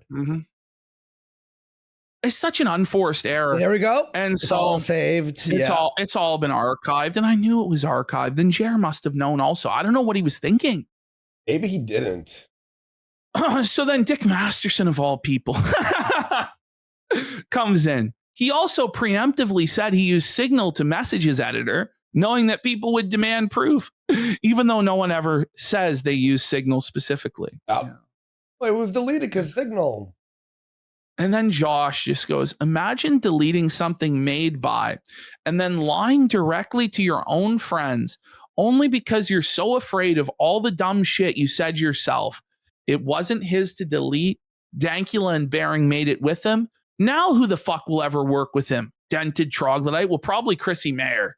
because she doesn't have many other options. By the way, that'll be a fun version of the quartering cast, won't it? Yeah. When Ralph's dunking on you, you know it's truly over. The quartering keeps shocking me with his stupidity. I've had some tailspins, but this one out of jail is quickly moving up the all-time list, man. Go off, Ralph. Radicalizing Dankula and Bering was probably the dumbest thing he could do right now. Well, he would continue, Ralph. Don't worry. He would continue to make insane decisions. So Jeremy continues to erase years of work because of the Kino Casino controversy. He's now erasing everything he did with Sydney Watson, Spotify, all the community notes archives on Spotify. By the way, I have them all archived, Jeremy. Let's go. So you're fucked. So he goes, okay, so there was no channel ban. Yeah, we know. He says, I freaked out and overreacted because I, and he didn't put a space, was getting spammed about a channel being gone. You weren't. I removed all my old live streams. They were being used against me and clip farmed. So what? Like, you're afraid of what's in them? You don't stand by the things that you've said? Okay. I have an old podcast I did that got caught up in it. I will try to restore. My apologies to my co-host. People did still go back and listen and enjoy those episodes. So I'll try to find the archives to be re-uploaded. Don't worry, Jer. It's been handled. It's been handled, Jer. But he acts like, oh, I'll fix it. No. Don't worry. No one needs your help. They're dealing with it on their own now. We have the archives. Don't worry, Jer. You've done enough. Thank you. That'll do, Jer. So you blamed false flaggers for your live streams disappearing, and now you admit it was you? This is why nobody believes you. Yes, I wasn't sure what was happening. Yeah, I wasn't sure what was happening. I was wrong. No, you gave the order to the editor. But let's be real, there was no editor. There was no single. He did this directly himself. Of course. He was the only one who could. Oh, my God. I don't even know what to... So let's get out of this folder. And this is now where he deletes his Twitter. Okay. So he couldn't handle Bering and Dankula pressing him. I think Dankula DMing him and being like, what the fuck, man? He didn't have the balls to answer for it. So rather than actually explain to Dankula his complete mental health crisis, he just deleted his Twitter in shame, like a bitch. And the thing is, if he doesn't bring back that Twitter within the next 30 days, it's gone forever. Good. All the 300,000 followers gone. And he shouldn't. That site is not good for him or his mental health whatsoever. He should let it die, but he won't. He'll probably be back on there tomorrow. If I was to hazard a guess, by the end of the week, certainly. Okay. So he says, taking a social media break. Wait, you're still going to be on YouTube and live stream? Like, you probably should get the fuck off the entire internet. He says, we'll still have regular daily videos and live streams. But in case you noticed, my X account is gone. It's because it has been really an insane battlefield. Not really. You're just fucking spiraling like a lunatic while you're drunk. That I am 100% making worse by interacting with and egging some of these folks on. You think? We've only been telling you this for weeks. In fact, I can't think of one good thing Twitter has done for me in a long time. And the constant negativity is having a real world effect on me. Finally, the truth. This guy for weeks has been saying, he's unbothered, smiley faces, you'll never affect me, I'm flourishing, I'm in my lane, none of this matters. But then at the same time, he's been completely ass blasted, said his wife's living in fear, all this stuff. Like, these two things can't be true. Like, they can't be true at the same time. But he wants to have it every which way, right? And I'm just glad he's finally admitting that this is affecting him. because it is. It obviously is. And this makes him lose face, which is, again, in his Indian dominated mind, the worst thing in the world for him is to lose face and lose his frame and his control, right? He says, it's making me do and say things that I just never would have before. Come on, buddy. It's the fucking booze. And it's your ego, okay? It's not Twitter's fault. Take some actual responsibility for your own actions, bud.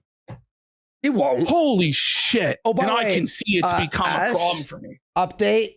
The CEO of BitChute actually said that the video was set to hidden. Or the channel was set to hidden. He goes, you can just unhide it. Will he unhide it? Oh, there you go. That's the CEO of BitChute saying you can just unhide it, by the way. So he says, going to take that time I was wasting there and focus on improving myself and being a better person. How many times have we heard this before? Stop saying it and start doing it. Take actual actions to improve your life instead of telling us you're going to. Okay. He says he's going to join some stuff at church. What are you going to join at church? You don't even attend. Shut the fuck up. Do you know his main concern when he walked into church for the first time was how he could sell them coffee? Yeah. Yeah. So he says, I don't know really, just focusing on positive stuff. See you all tomorrow. Okay. And also smashing the wine, right? He was at the wine. Yeah. Like you would go in line 10 times on the wine section. All right. Okay. Here we go. Oh my God. So this was his on Twitter before he deleted it. Says, I'm going to take the advice and get off social media for a while. Apparently his mind, social media is just Twitter, and he's able to live stream and do videos and also without any issue, apparently. He says, it really sucks that people around me are getting dragged into all this bullshit, and he's truly sorry for that.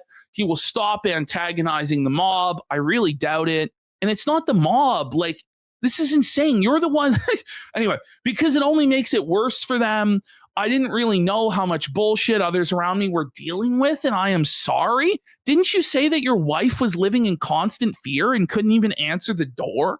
But you don't know how much bullshit people around you are dealing with? Sure, she's so scared. This is like, just be honest for once. What are we I don't want to tag them because it would unintentionally create a target. But privately, several people have told me how insane it's gotten. No one. Publicly, we all see how insane it's gotten. What the fuck? Buddy, but it's all I can really do here is shut up, and hopefully they will leave them alone. I don't even understand why they're attacking them. Then you're a disingenuous liar and you're full of shit. Fuck you. Who is them? Like, Chrissy. what is he talking about? Literally Chrissy. Yeah, that's it. That's the only person. If anyone else is in his DMs defending him, figure it out, bro, because you're going to have felt it. Like, honestly, like if you're defending he's just an innocent victim, everybody. There he is. So the account doesn't exist. Quartering's Twitter deleted. Suffragere. Now, Ralph has a theory. Is the Quartering trying to hide DMs of his shady behavior by deactivating his account? Yes, that's what I thought too when that first happened. By the way, I will also point out, we had nothing to do with this. Like, there was some guy saying there was going to be a lawsuit. He never talked to us. We have no interest in pursuing litigation at this time. But I wonder if Jeremy actually shot his pants and started deleting everything because he was worried what might come out in discovery in a lawsuit. Like, I wouldn't be surprised if that was the case. It holds within 7 years in their data centers. Yeah. So you can't hide that shit, bro. Yeah. It's going to say that right now. You know it's bad when even Cat Turd is dunking on you. And you're like a right-wing MAGA guy, and Cat Turd is dunking on you. He quote tweeted me. I got 1,000 retweets. 1,000 retweets on my tweet because the Cat Turd retweeting me. Holy! There you are, right there. Yeah. Quartering has deleted his Twitter account. No big loss. Ultra rare Cat Turd dub. Ring it up. Cat Turd die. Holy! I have to see because I'm actually. Yeah, my tweet is at 700K views. That's insane. Belted. Here we go. So, Quartering decided to pin a troll comment targeting his wife because Jeremy wants people to feel bad for him. What a moron. Someone says Jeremy. Pinning that this guy's going to R, that they're going to R his wife. We don't agree with that. My personal belief is that this is Jeremy on an alt account posting this stuff so that he can straw man his detractors and say that they're all saying this crazy stuff. Well, that's my actual belief, because why would you pin that otherwise? It doesn't make sense. Also, Ash, look at his display picture. Wait, there is none. It's a fresh Google account.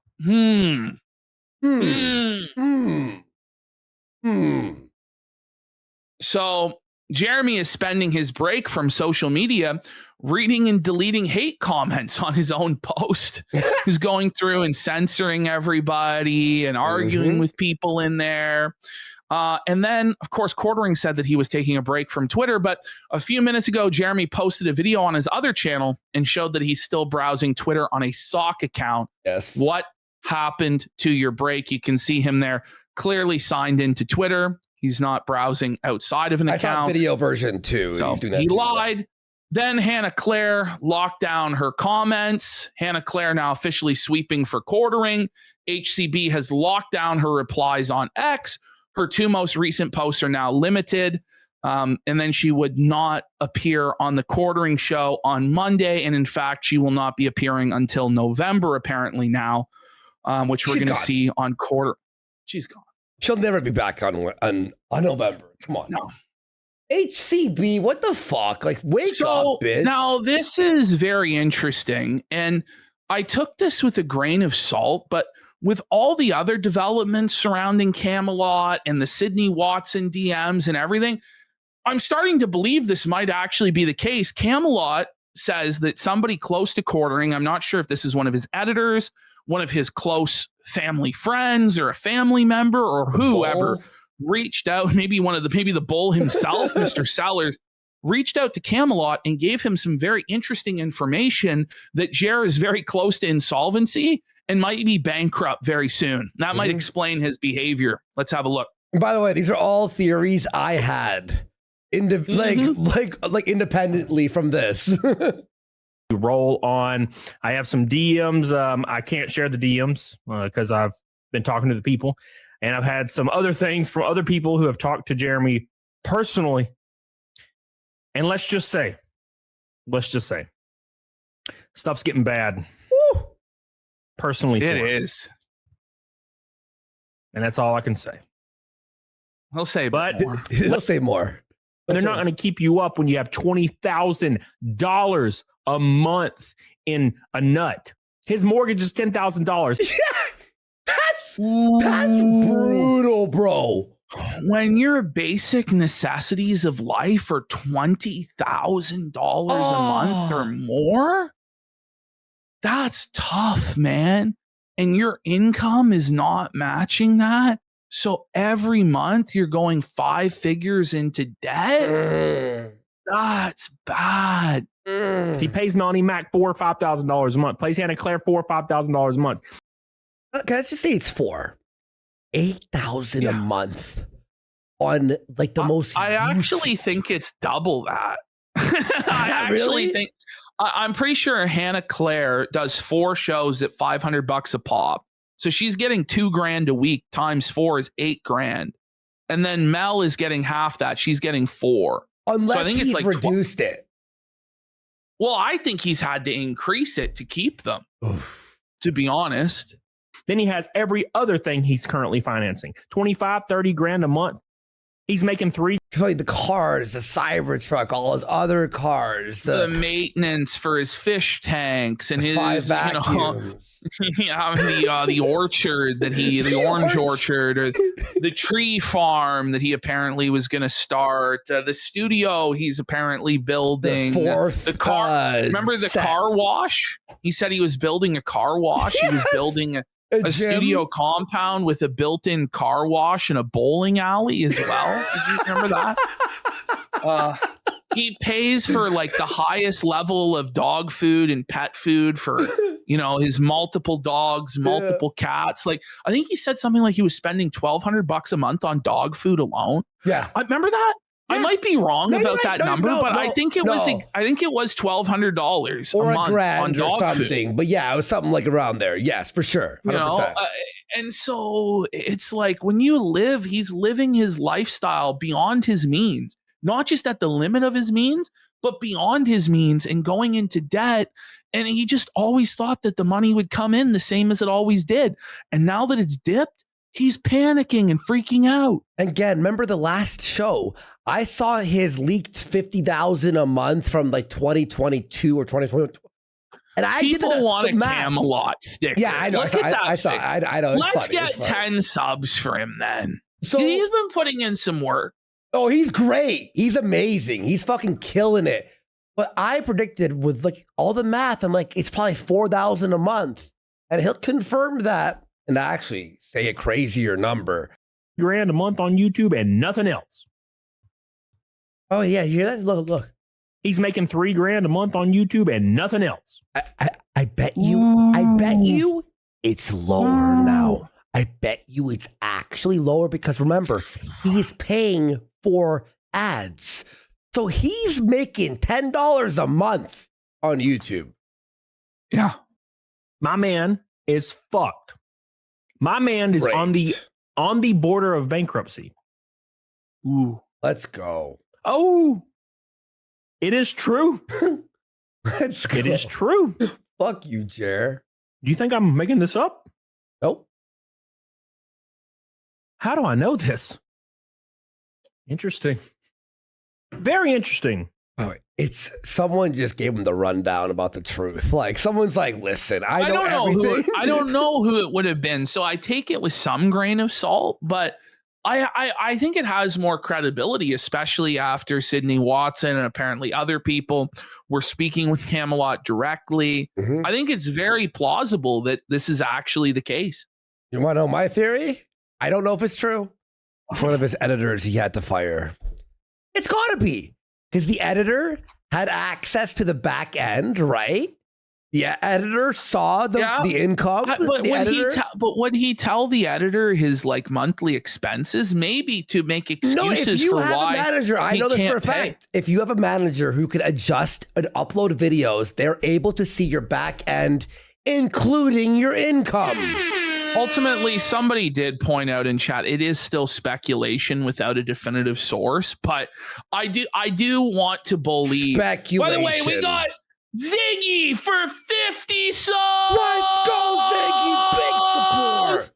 And Deep South EDC for a sub as well. Imagine it was Maggie that snaked him. Buddy, I'm telling you, it's one of the editors. Because the editor probably saw and all that shit. So, yep. Well, Meme Copium says it's not the editor because Camelot said it was his streamer friend. Oh. Ricada is the only one that deleted his tweets to sweep for quartering. Would Jer really have told Ricada all this shit? Yeah, drunk. See, I kind of believe that there's some really suspect shit going on with the whole Nexium cult thing and Jeremy and Ricada and their cuckold bull swinger lifestyles and Chrissy Mayer and all of the whores that she manages. And she's kind of like a madame at a brothel. Like, I really believe there's, in my heart, there is something to that. I can't prove it, but I really think there is some sort of greasy conspiracy going on. So maybe Ricada really did know and is snaking Jer. But if that's the case, he's playing a dangerous game because whatever sort of weird sex cult they're all tied up in, it'll expose all of them if it comes out. So let's say a birdie told me. Let's just say this. I 100% believe him, by the way. There's not even like a pick with a grain of salt. For me, it's like I believe completely. Somebody goes, it's too much like a movie. Just wait until next week when Jer gets charged with sex trafficking. That, like what's gonna happen next? Like the story is insane. Like it just keeps getting crazier and crazier. Bro. And for those of you who didn't see the Sydney Watson stuff, like it's like, holy fuck. If he's not in a sex cult, I'll be shocked, in my opinion. That it's almost over. Because his overhead is about 5 to 6 times what he's pulling in right now. Right, the YouTube is done. Shut it down. I'll let you know further. I'm trying, guys. But that's all I could say. I'm chipping away Camelot, if you're watching, tell me. as hard as I can to get it on. All right. Thank you guys. Camelot, well, that's the thing. me. Sydney Watson did say it would be mutually assured destruction. And that's why I think she did walk back some of her claims.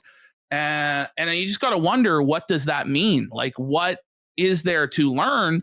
And I just wish somebody would burn it all fucking down.